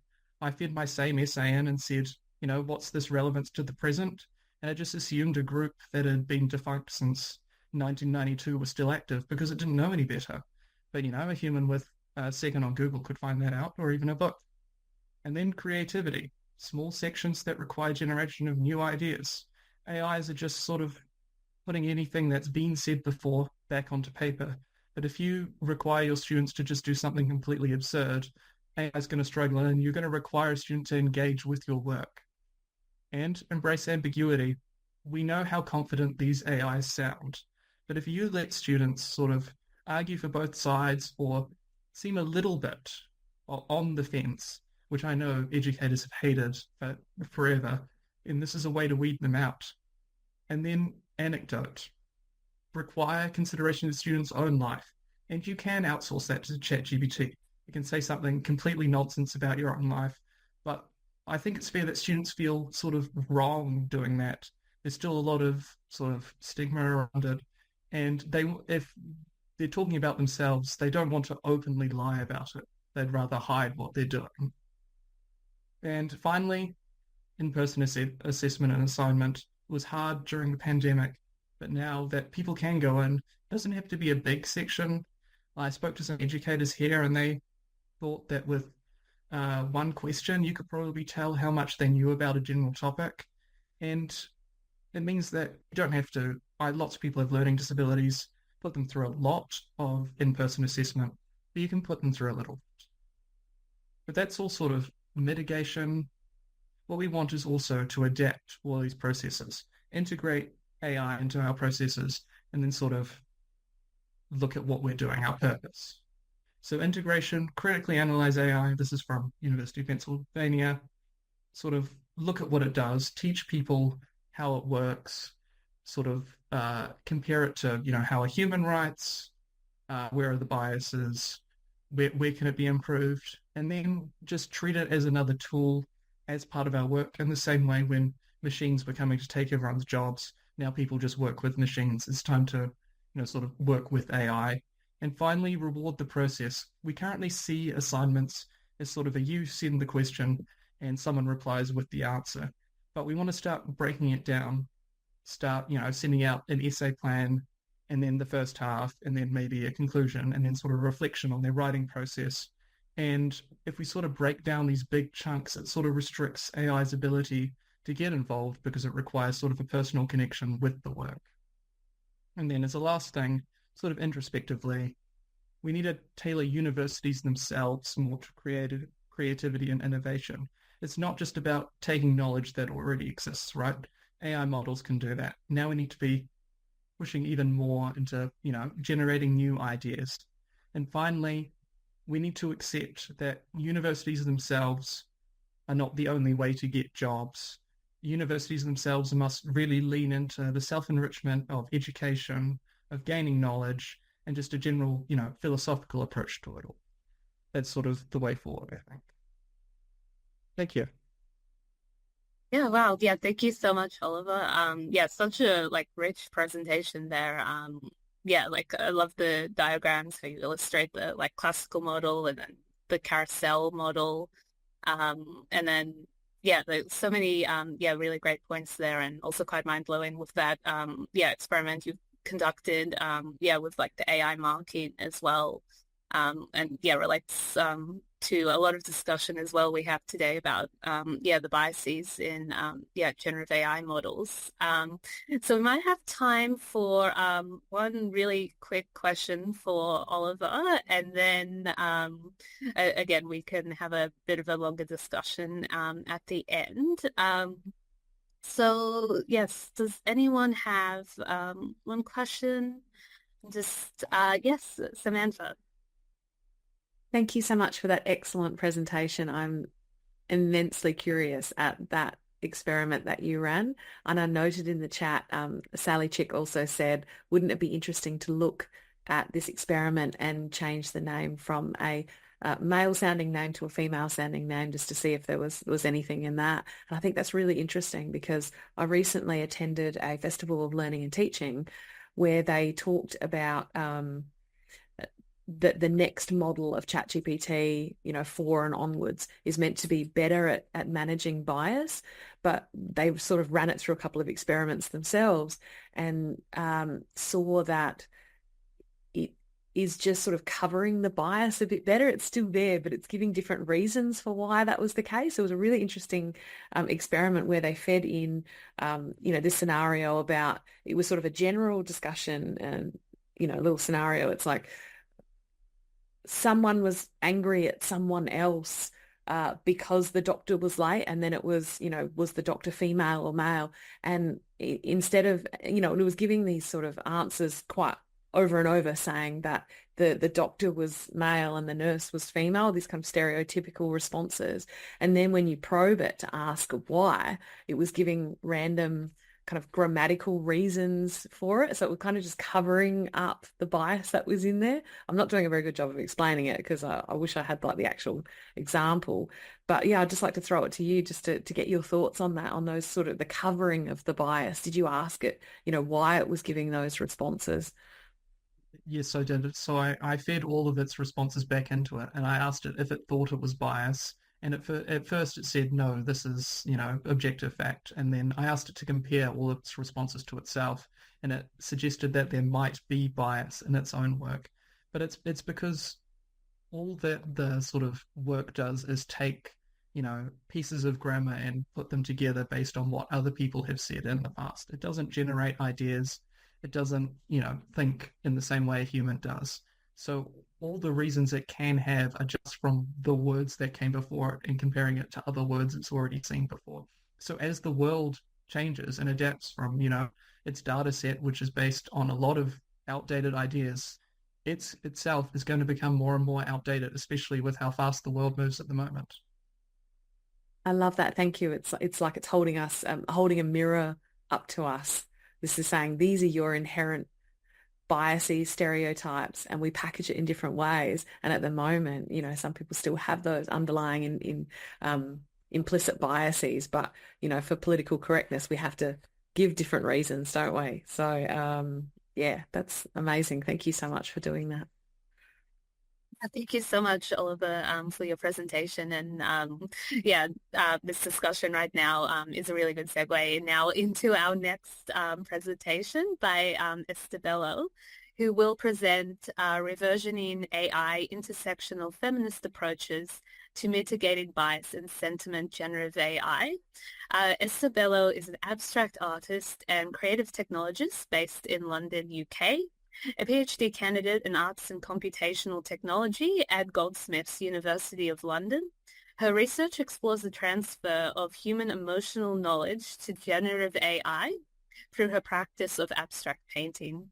Employing a feminist perspective, she looks to address and challenge homogeneous data sets, ingrained emotional constructs, societal biases, and the unethical practices in the design of AI in its current adoption. Thank you so much, Esther. Hi, everyone. Thank you so much for inviting me, Olivia, and thank you so much for talking about me. All of the people who have presented before me have presented such beautiful things, and it's so lovely to be here and listen to all of your points. And yeah, it's such a nice segue, the conversation that we just had, because that's the big picture of my research. I've split my presentation into 5 different stages, I guess. I will talk about my research as a brief overview of the specifics of my research, and then I'll get into what I want to talk about today. So my research is a documentation of an arts movement in Lagos, Nigeria, where I come from, that has contributed to contemporary arts and culture, but has not been documented. And I think that the only history that is remembered, histories that are spoken about. And yeah, that's what I want to do, and use that documentation to engage with their emotional constructs and how society constructs our emotions. And through my art, some type of way, which I'm still trying to figure out, through my art, transfer that knowledge of the emotions of this specific group of people to generative AI. There's still a lot that I don't know about how I'm going to do it, get to that end point, but I guess that's the point of my research, to figure it out, to meet these hurdles and figure it out. That is like the specific part of what I'm doing. But the big picture, what I thought about, if I was given 10 minutes to talk about my work, what would I want to leave with people? And I just want to invite us to slow down a little bit and think about where the world is headed. AI is like a moving train. It's not stopping. It's already integrated into society, and there's no way it's stopping. And now we have to think about ourselves, because AI only knows what we tell it. It doesn't know anything else. And so we have to think about what we're telling to AI and how we want it to relate with us. AI is an extension of human beings. Like you said about bias and all that. AI on its own is technology. It doesn't have societal biases. It's the biases that we give to it. And a lot of it happens in the data labeling, like the training data, labeling of the data. Like, for instance, I'll use your example, Dr. Sam, about how the AI says the doctor is a man and the nurse is a female. These are inherent biases. The other day I was at lunch with a friend and I said something about waiting staff. And I just subconsciously, I just said waitress. And I was like, I had to stop myself for a second, that just because society thinks waitress, waiting, I just did it again. It's so inherent that sometimes you don't even realize when we do it. And that, like you said, it's a mirror to ourselves. And just watching how it is, it shows you who you really are. And that is something that I want to invite us to really look at ourselves before we even start thinking about AI. And then another thing with AI in its current adoption right now is the perpetration of the white male reality as natural. Throughout history, that is how it has been. And again, AI is a mirror of society. So that reality is being perpetuated is carried into that. And AI replicates, is like, it retrains itself. So if you think it's bad now, if something is not done, it's going to get worse. And then there's this phenomenon of the Cyborg Manifesto by Donna Haraway. And it talks about how the lines between humans and animals and machines are getting blurry. Like, they're already blurred already. We're just not opening ourselves to it. Like, if you think about your smartphone, for instance, if you lose your phone now, you've lost a bit of yourself that will take time to regain. And we don't think about it that way, that machines have sort of become part of us. If your washing machine spoils, for instance, like, you would feel something, like, you're not gonna hand wash your clothes, are you?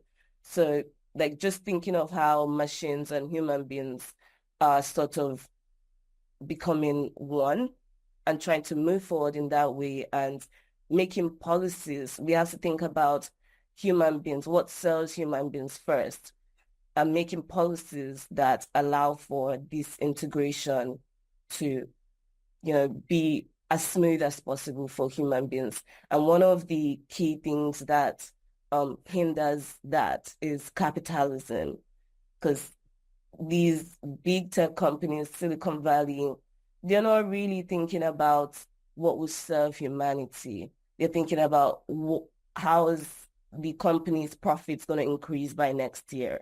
How are we going to make more money? And that does not serve humanity at all. And AI is nothing without the data. And if that data fails to represent you to that system, you don't exist. Let's once again use the analogy of the AI saying the doctor is a man and a nurse is a female. If that is not checked, if that bias, that thing is not checked, 1 second, sorry. If that is not checked, there will be a time where AI thinks there are no women doctors because it has not been told that there are women doctors. And that is just like, think of any identity you can think about, either race, class, whatever. If the AI does not know, it comes to a point where that existence, that identity ceases to exist. There's so much history that we don't really know about just because they were not documented. And where the world is heading, we're headed into I like to think about it like a new world order where AI and human beings integrate so much that we really see just how thin the line between us is. And getting to that point, I think for me, AI right now is really westernized and the westernized Western knowledge formation is built on patriarchy, is built on white male reality. And I, as a Black woman, as a non-Western person, it doesn't really serve me. And I recognize that obviously the first part of change is conversations, having conversations like this and sparking up dialogue, but somebody has to do the work, which is basically my inspiration for doing my PhD. Just knowing that if I don't do the work, someone will do it anyway. And I think that this is something that is worthwhile to spend the rest of my life doing. So that leads us into data sets. I'm very interested in data. I like to get my hands sticky with it. That was how I got to this point. Data was the beginning of my creative technology career.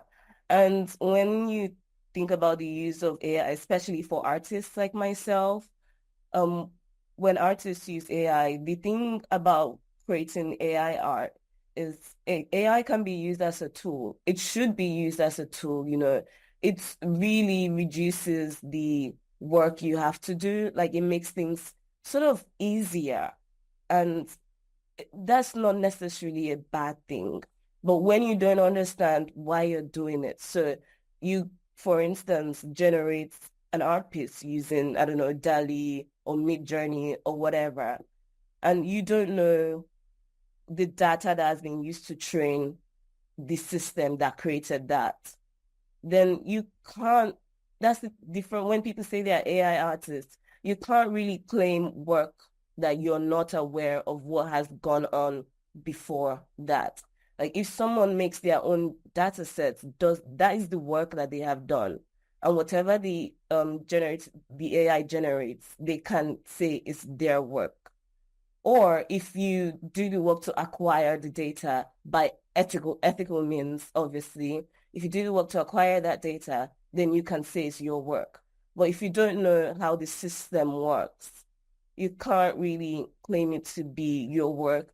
And it's not even just about claiming stuff to be your work, even just using it for schoolwork, using it in academia.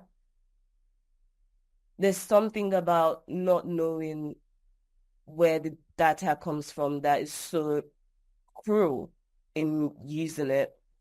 And then the biases embedded in the labels and the captions. Once again, AI only knows what it is told. So when these the data sets are being formed, whatever labels are given to, for instance, if there's an image, whatever label is given to that image is what that AI knows. And so if there are biases embedded in that labeling, then the AI is going to come out biased because the data is biased. And that is why for my PhD research, I am making my own data sets of paintings and interviews and just a bunch of stuff, which I cannot get into now, but just a very extensive data set. And I see it as a labor of love, because even just the thought of it is a lot of work.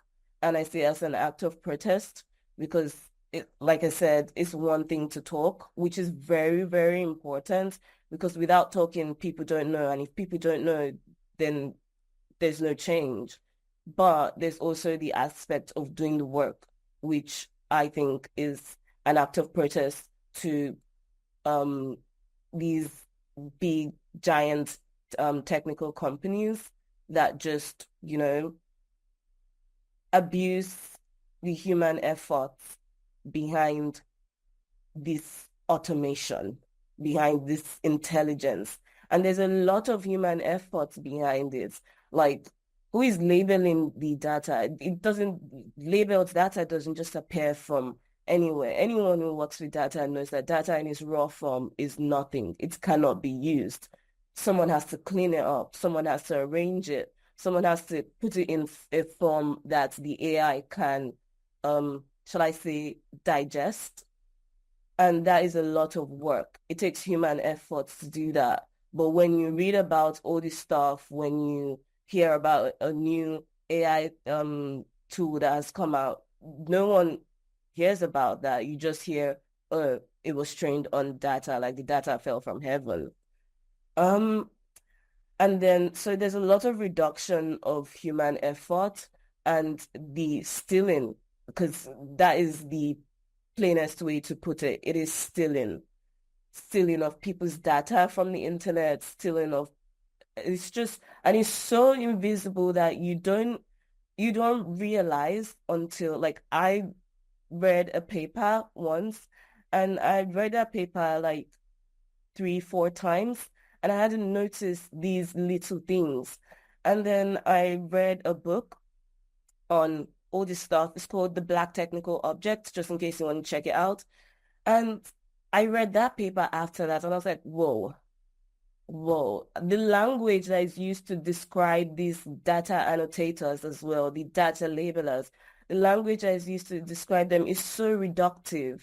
And you think, like, these are actual workers, these are actual human beings doing this work, and you're reducing it to AI. And that also it still ties into the erasure of existence. Without anyone remembering these people, it'll get to a certain point where no one even thinks about the fact that there are people who actually did this work for us to get to this point. I think a lot of my research is centered around human beings, not centered around, it's centered around how human AI can work for human beings, not how human beings can work for AI. Or I don't think I'm saying that properly. Like, human beings are at the center of everything that I do with my research. So lastly, I want to talk about why I'm using the word reversioning. This is a dictionary definition of reversioning, a return to an earlier condition, practice, or belief. And I think it's very important for us to slow down a little bit, because it's very exciting with the pace technology is moving, in different aspects in life. It's very exciting, even if there are very gloomy parts of it. It's still a very exciting thing that we have never experienced before. And that excitement, coupled up with capitalism, is creating a lot of chaos. Like, there's so much uncertainty, there's so much cruelty going on, so much greed, so much selfishness that, it's not, greed and selfishness is not a new thing in human history.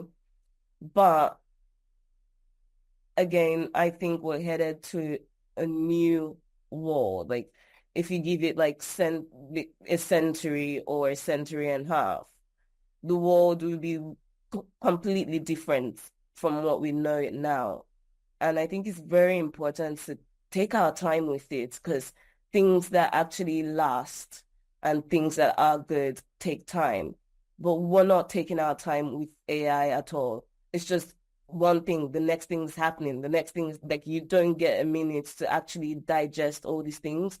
And yeah, if I had 10 minutes to talk about my work, which I'm not sure if I've gone over, I think I just want to invite people to really think about how this affects you, how this affects who you are, regardless of, the identities that you present with.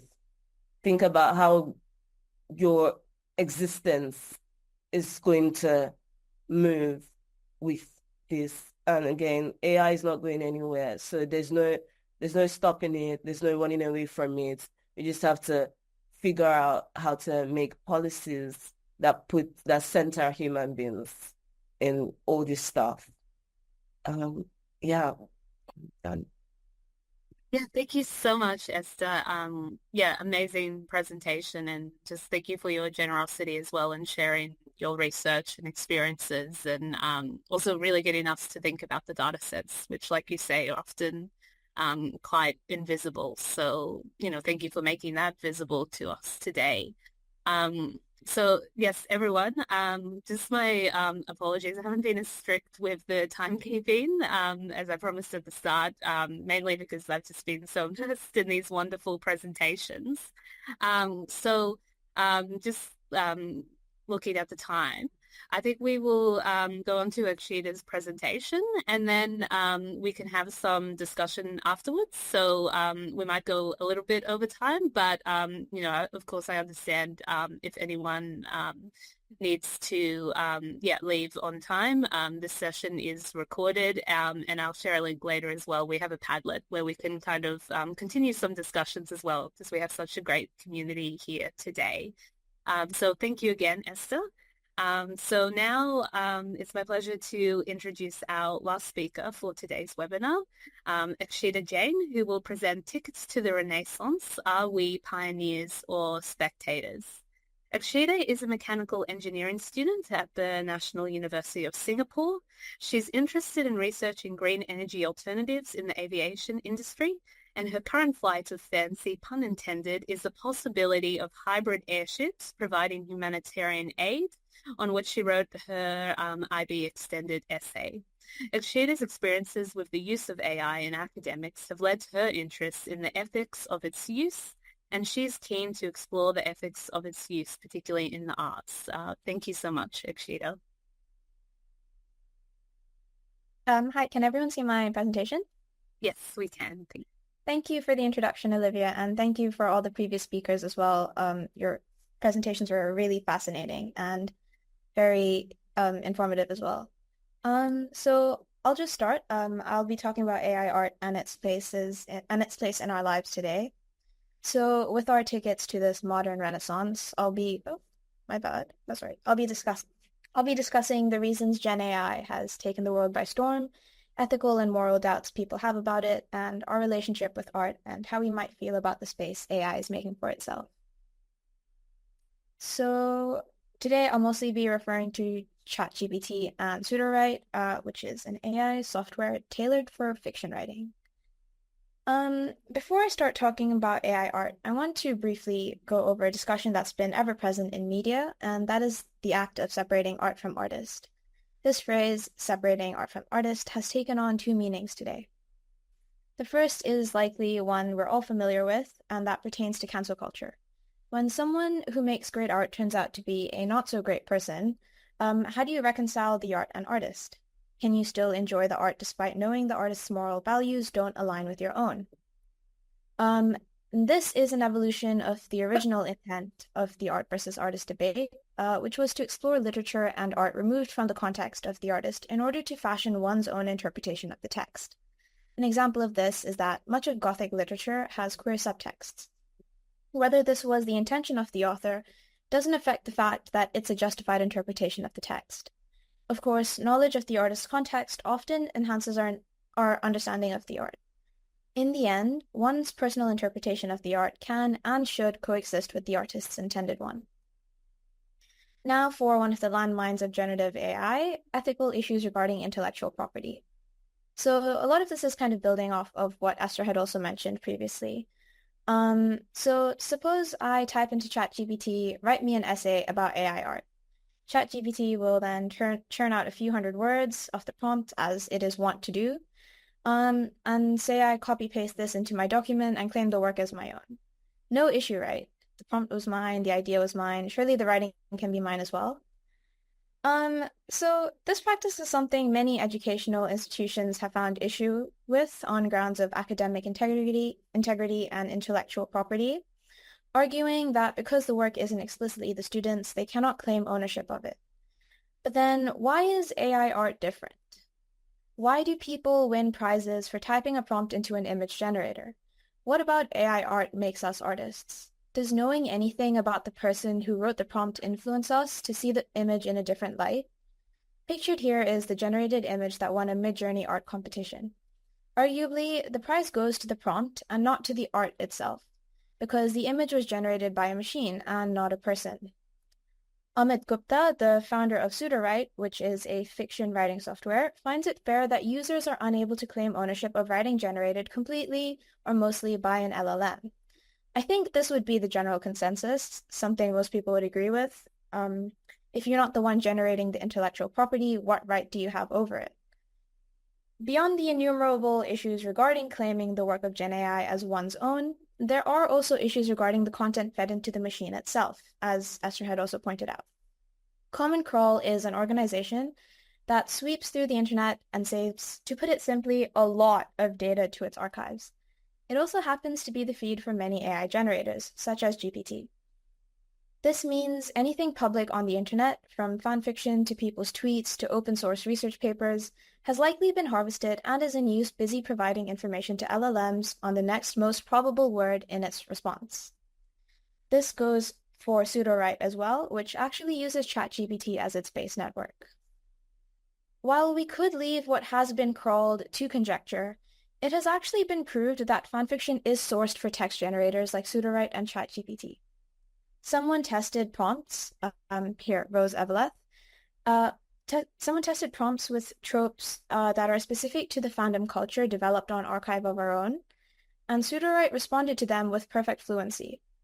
Of course, fanfic writers don't have ownership over the characters unless it's an original work, which AO3 does support. They do, however, have legal ownership over their written work. Instructing the software to compose fiction takes from the words of millions of people worldwide who only wanted to create art to share it with those in the same fandoms as them. It prioritizes quantity over creativity and care. Legal transgressions aside, it's also a matter of the intention with which the fic was written being violated. Fandom is ultimately a sharing culture, and everything is given with love and care for the characters and for the creators to which gifts are gifted. And so crawling from a repository as large as AO3 is actually incredibly, it's quite a violation for many fanfic authors. In a similar case, Elon Musk recently announced that he would use tweets to train his XAI software. And though at the moment this extends only to text-based content, many artists fear their work will soon be plagiarized as well. In fact, X updated their privacy policy a few months ago with the statement that gave them permission to use publicly available information to train AI software. Fan artists creating as a hobby to professional animators and illustrators are taking their work off the site in order to avoid it becoming stolen, or worse, fodder for Musk's memeing tendencies. All this comes to a head at what Gen AI purportedly does, democratize creativity. This naturally begs the question, what role does Gen AI play in making art available to all? Is it possible to make art available to all? To that I ask, is it not already? But apparently not. That the democratization of creativity, making creativity available for all, is a goal of OpenAI is something Mira Murati has been very vocal about. When discussing this democratization of creativity, it might serve well to define creativity itself. The philosophy of creativity asks not just whether something is new, but whether it meets further conditions. These conditions, I would argue, are specific to human nature, especially since Gen AI as it is now cannot even create something new. Humans have always been creative. Art has literally been around for millennia. The earliest discovered cave art dates to around 64,000 years ago, and we're currently in the year 2024. The cave art found demonstrates the Neanderthals' use of symbolism. Even without that clear intent behind the art, I think anyone would be hard-pressed to deny that cave art is a form of art. That Neanderthals and other early human species used these as a form of early communication only serves to deepen the way we understand these relics. Art itself has become a nebulous amalgamation of creativity and execution. The Oxford Dictionary defines it as the expression of application of human creative skill and imagination, but also as a skill developed by practice. By the first definition, AI art is art as well. If art can be independent from the artist, if the artist's personhood holds no bearing on the perception and, by extension, the value of art, then AI art is actually, it actually proposes an incredibly efficient and cost-effective alternative to traditional artists. Why pay people when machines can do it at virtually no cost, right? The virtually no cost part is false, of course. Environmental issues and mass layoffs aside, Gen AI itself is fundamentally flawed. LLMs, or large language models, are probability machines that use their vast repository of crawled data, to predict what word would present the next best step in a sentence. There is no real thought and certainly no intention behind Gen AI. Experts call these stochastic parrots. This characteristic of AI is also what brings about hallucinations, which is what is called when you search something up and a false response is given. For example, if I search up on ChatGPT, where is Asia? And the answer is, it's on Mars. That is a hallucination. What Gen AI is working towards is artificial general intelligence, or AGI, which is what is hoped to be actual intelligence rivaling a human's. However, this is unlikely to be available until many decades in the future. The 2045 forecast is from a research paper. I do not think that is going to be very achievable. So the truth is that regardless of how the artist intends for their art to be understood, interpretation cannot be dictated. Viewers will naturally draw their own conclusions alongside the alluded ones. For some, this is the beauty of art. For others, it is its bane. In the context of AI art, the pool of artwork that exists online is so incomprehensibly large, ranging from casual fan art to gallery paintings. And this pool from which AI art generators draw their source material exacts an anonymity on the original artist that prevents their work from being credited and discovered. With LLMs as they are, the dataset they draw from is virtually a black body. Anything that goes in, from fan art to gallery art, comes out with no memory of its origins. As it's been established that AI art is not true creation, do the intentions of the source art carry over into AI art? This goes back to the issue of intellectual property. Freedom to interpret does not entail freedom to remake. Even when writing academic essays, you credit the source from which you paraphrase. Does withholding the same courtesy from artists mean that creativity and academia aren't valued equally? Many, or at least enough, believe that visual art is for the elite, forgetting everyone whose main source of income is their art. Claiming that AI art allows anyone to be an artist discredits and cheapens their effort practicing skills that allow them to realize their own intentions in their art. It is arguably the human factor of art that truly makes it art. Still, can it not be argued that AI art allows everyone to create, regardless of originality? That through the democratization of art, anyone can become an artist? By decreasing the intimidation of making art, as well as the time and skills required to produce it, generative AI presents itself, to some extent, as a tool for creativity and self-expression. Just as understanding an artist's background and intentions shed light on new meanings, altering our perception of AI art to something that nurtures our ability to create rather than diminishing it, sheds light on the possibilities for its use. Finally, where does this lead us? In an interview, TV writer David Simon speaks about how he feels that there is no scope for AI replacing creatives because they simply cannot produce something original. However, using them as tools is an entirely different matter. Given its wide pool of sources, Gen AI can very well serve as a useful assistant, which is actually one of the functions of pseudowrite.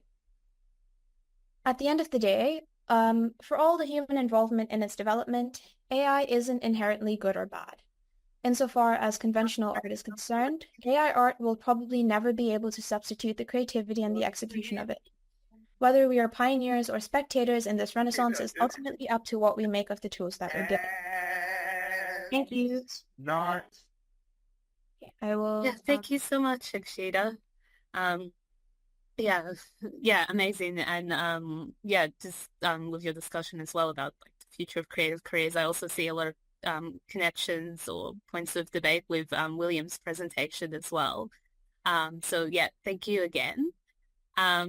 So I'm just going to quickly share a slide, because I know we're at the end of our time.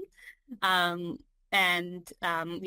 understand if anyone needs to leave at this point. But yeah, I just want to share that we have a Padlet as well, so we can keep this community going.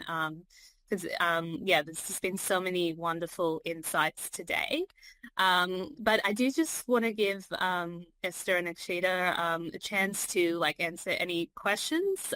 So we will, I think, still stay for around 5 to 10 minutes. If anyone would like to ask particularly, again, Esther and Akshita, any questions? Otherwise, also just want to, again, say a really big thank you to all our webinar speakers today. Just looking at the chat, Victoria, are you still there? I was wondering if you could talk a little bit more about the comment you made about like bringing fictional authors into this conversation, because I thought it was such a fascinating and important point. Not sure if you're still there or not.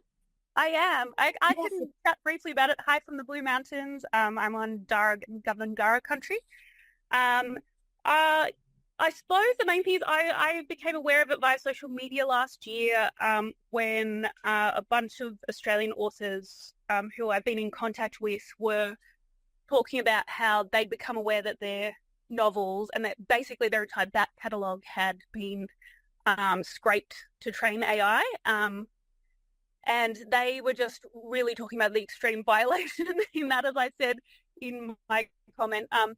There were a lot of them who were kind of only just becoming established. They'd been putting a lot of time and effort into it, especially, hold on, darling, sorry, school holidays here, so I'm navigating cookie baking as well.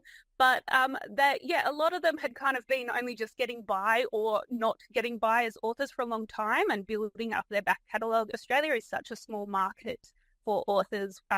There's a very strong argument that we publish way too many books for the size of our market, especially when a lot of readers are getting like word of mouth recommendations from TikTok and then reading international authors, especially American authors. So we're already in a really difficult position as authors in Australia to actually be, have a sustainable career. So then to have AI make our stuff available as, write me a novel like Candace Fox that is about this or that, or, write a novel like Chris Hammer that does this or that.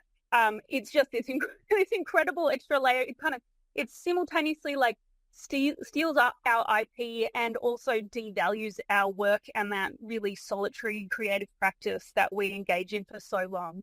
I suppose that's the main thing. And just, as I was saying, I love bringing the fic authors into it because as River was saying, so many authors use that as a way to kind of hone their craft, and it's such a deliberate community-based organizing model that the idea that capitalist entities would just go and scrape all that beautifully shared storytelling and just use it to train their own stuff is horrible.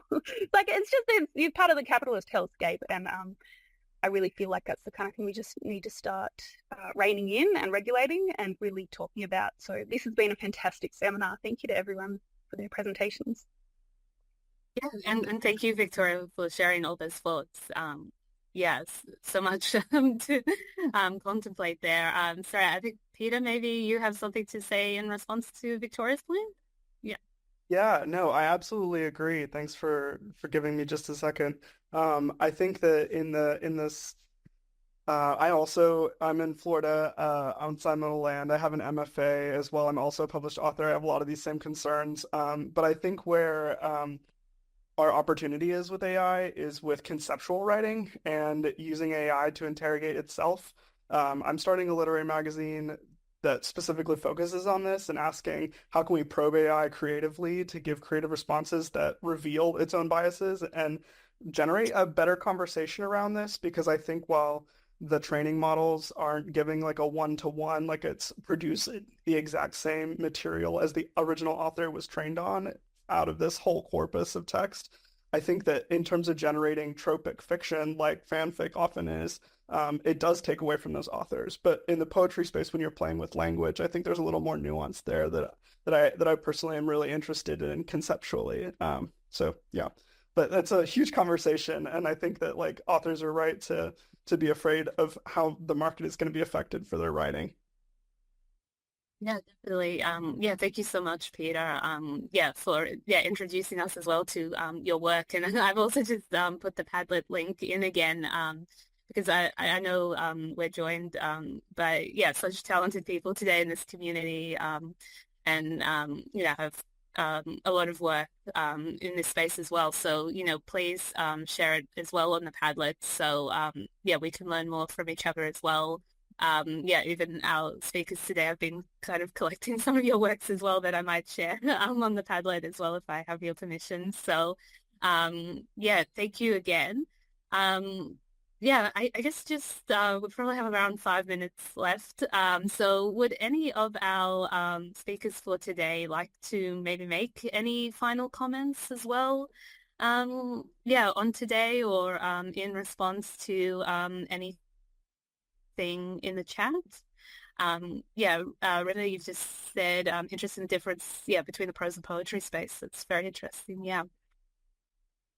I mean, as someone who, is studying creative writing, and hopefully will be pursuing an MFA in fiction, I still love the poetry space, and I hadn't even thought about how it could be used on a very different level, since AI is not really trained to be as precise on the word level as necessarily a poet is. So that's super cool. Yeah, definitely. And sorry, I just saw before I accidentally skipped Laura's question to hear more about Esther's PhD project. Is there anything you would like to just quickly share, Esther, about your PhD, like how we could find out more? Thank you so much for your interest in my PhD.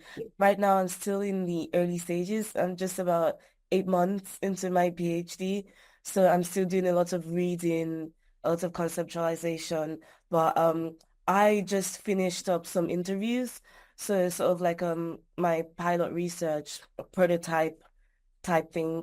And I just finished up some interviews, and now I'm in the stage of really getting into the interviews and analyzing them and just seeing, sort of allowing the data to inform how I move instead of putting my own personal biases on the data, because that is something I'm also trying to check at every stage of my research. Also check my biases, because I am aware that I have biases as well, and what I'm doing, even if it's for a small group in the world, a small community. So I'm not going to save the whole world, but it's not just me, and I have to think about that at the moment.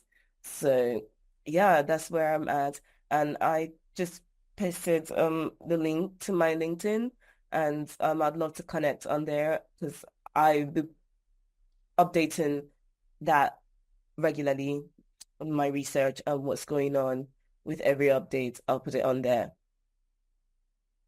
Yeah, amazing again. Yeah, thank you so much, Esther. And this webinar has inspired me as well to definitely look more into everyone's work as well, and even how we kind of found these webinar speakers today as well was through kind of researching who's working or researching or writing about generative AI in education. So again, a lot of our webinar speakers have, produced some really great work, whether that's art or writing, like, for example, for student newspapers. So, we'll definitely make sure to share those links in the Padlet. So, thank you again, everyone. I think we have reached the end of this webinar now.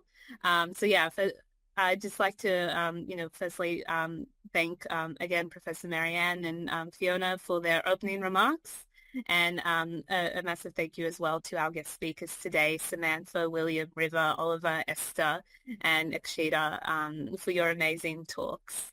And sorry, Linda, I see you have your hand up. I was just going to say thank you to you for organizing and bringing us all together. This has been wonderful, and it looks very seamless, but there's been a lot of work behind the scenes. So thank you so much. We really appreciate all the work that has gone into this, and all the liaising with our speakers and meeting with them. So thanks very much, Olivia, as well.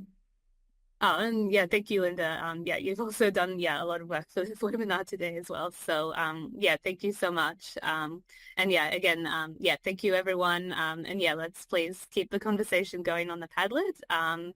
But yeah, I hope you have a wonderful day or night, wherever you are in the world. And yeah, thank you. Please keep in touch.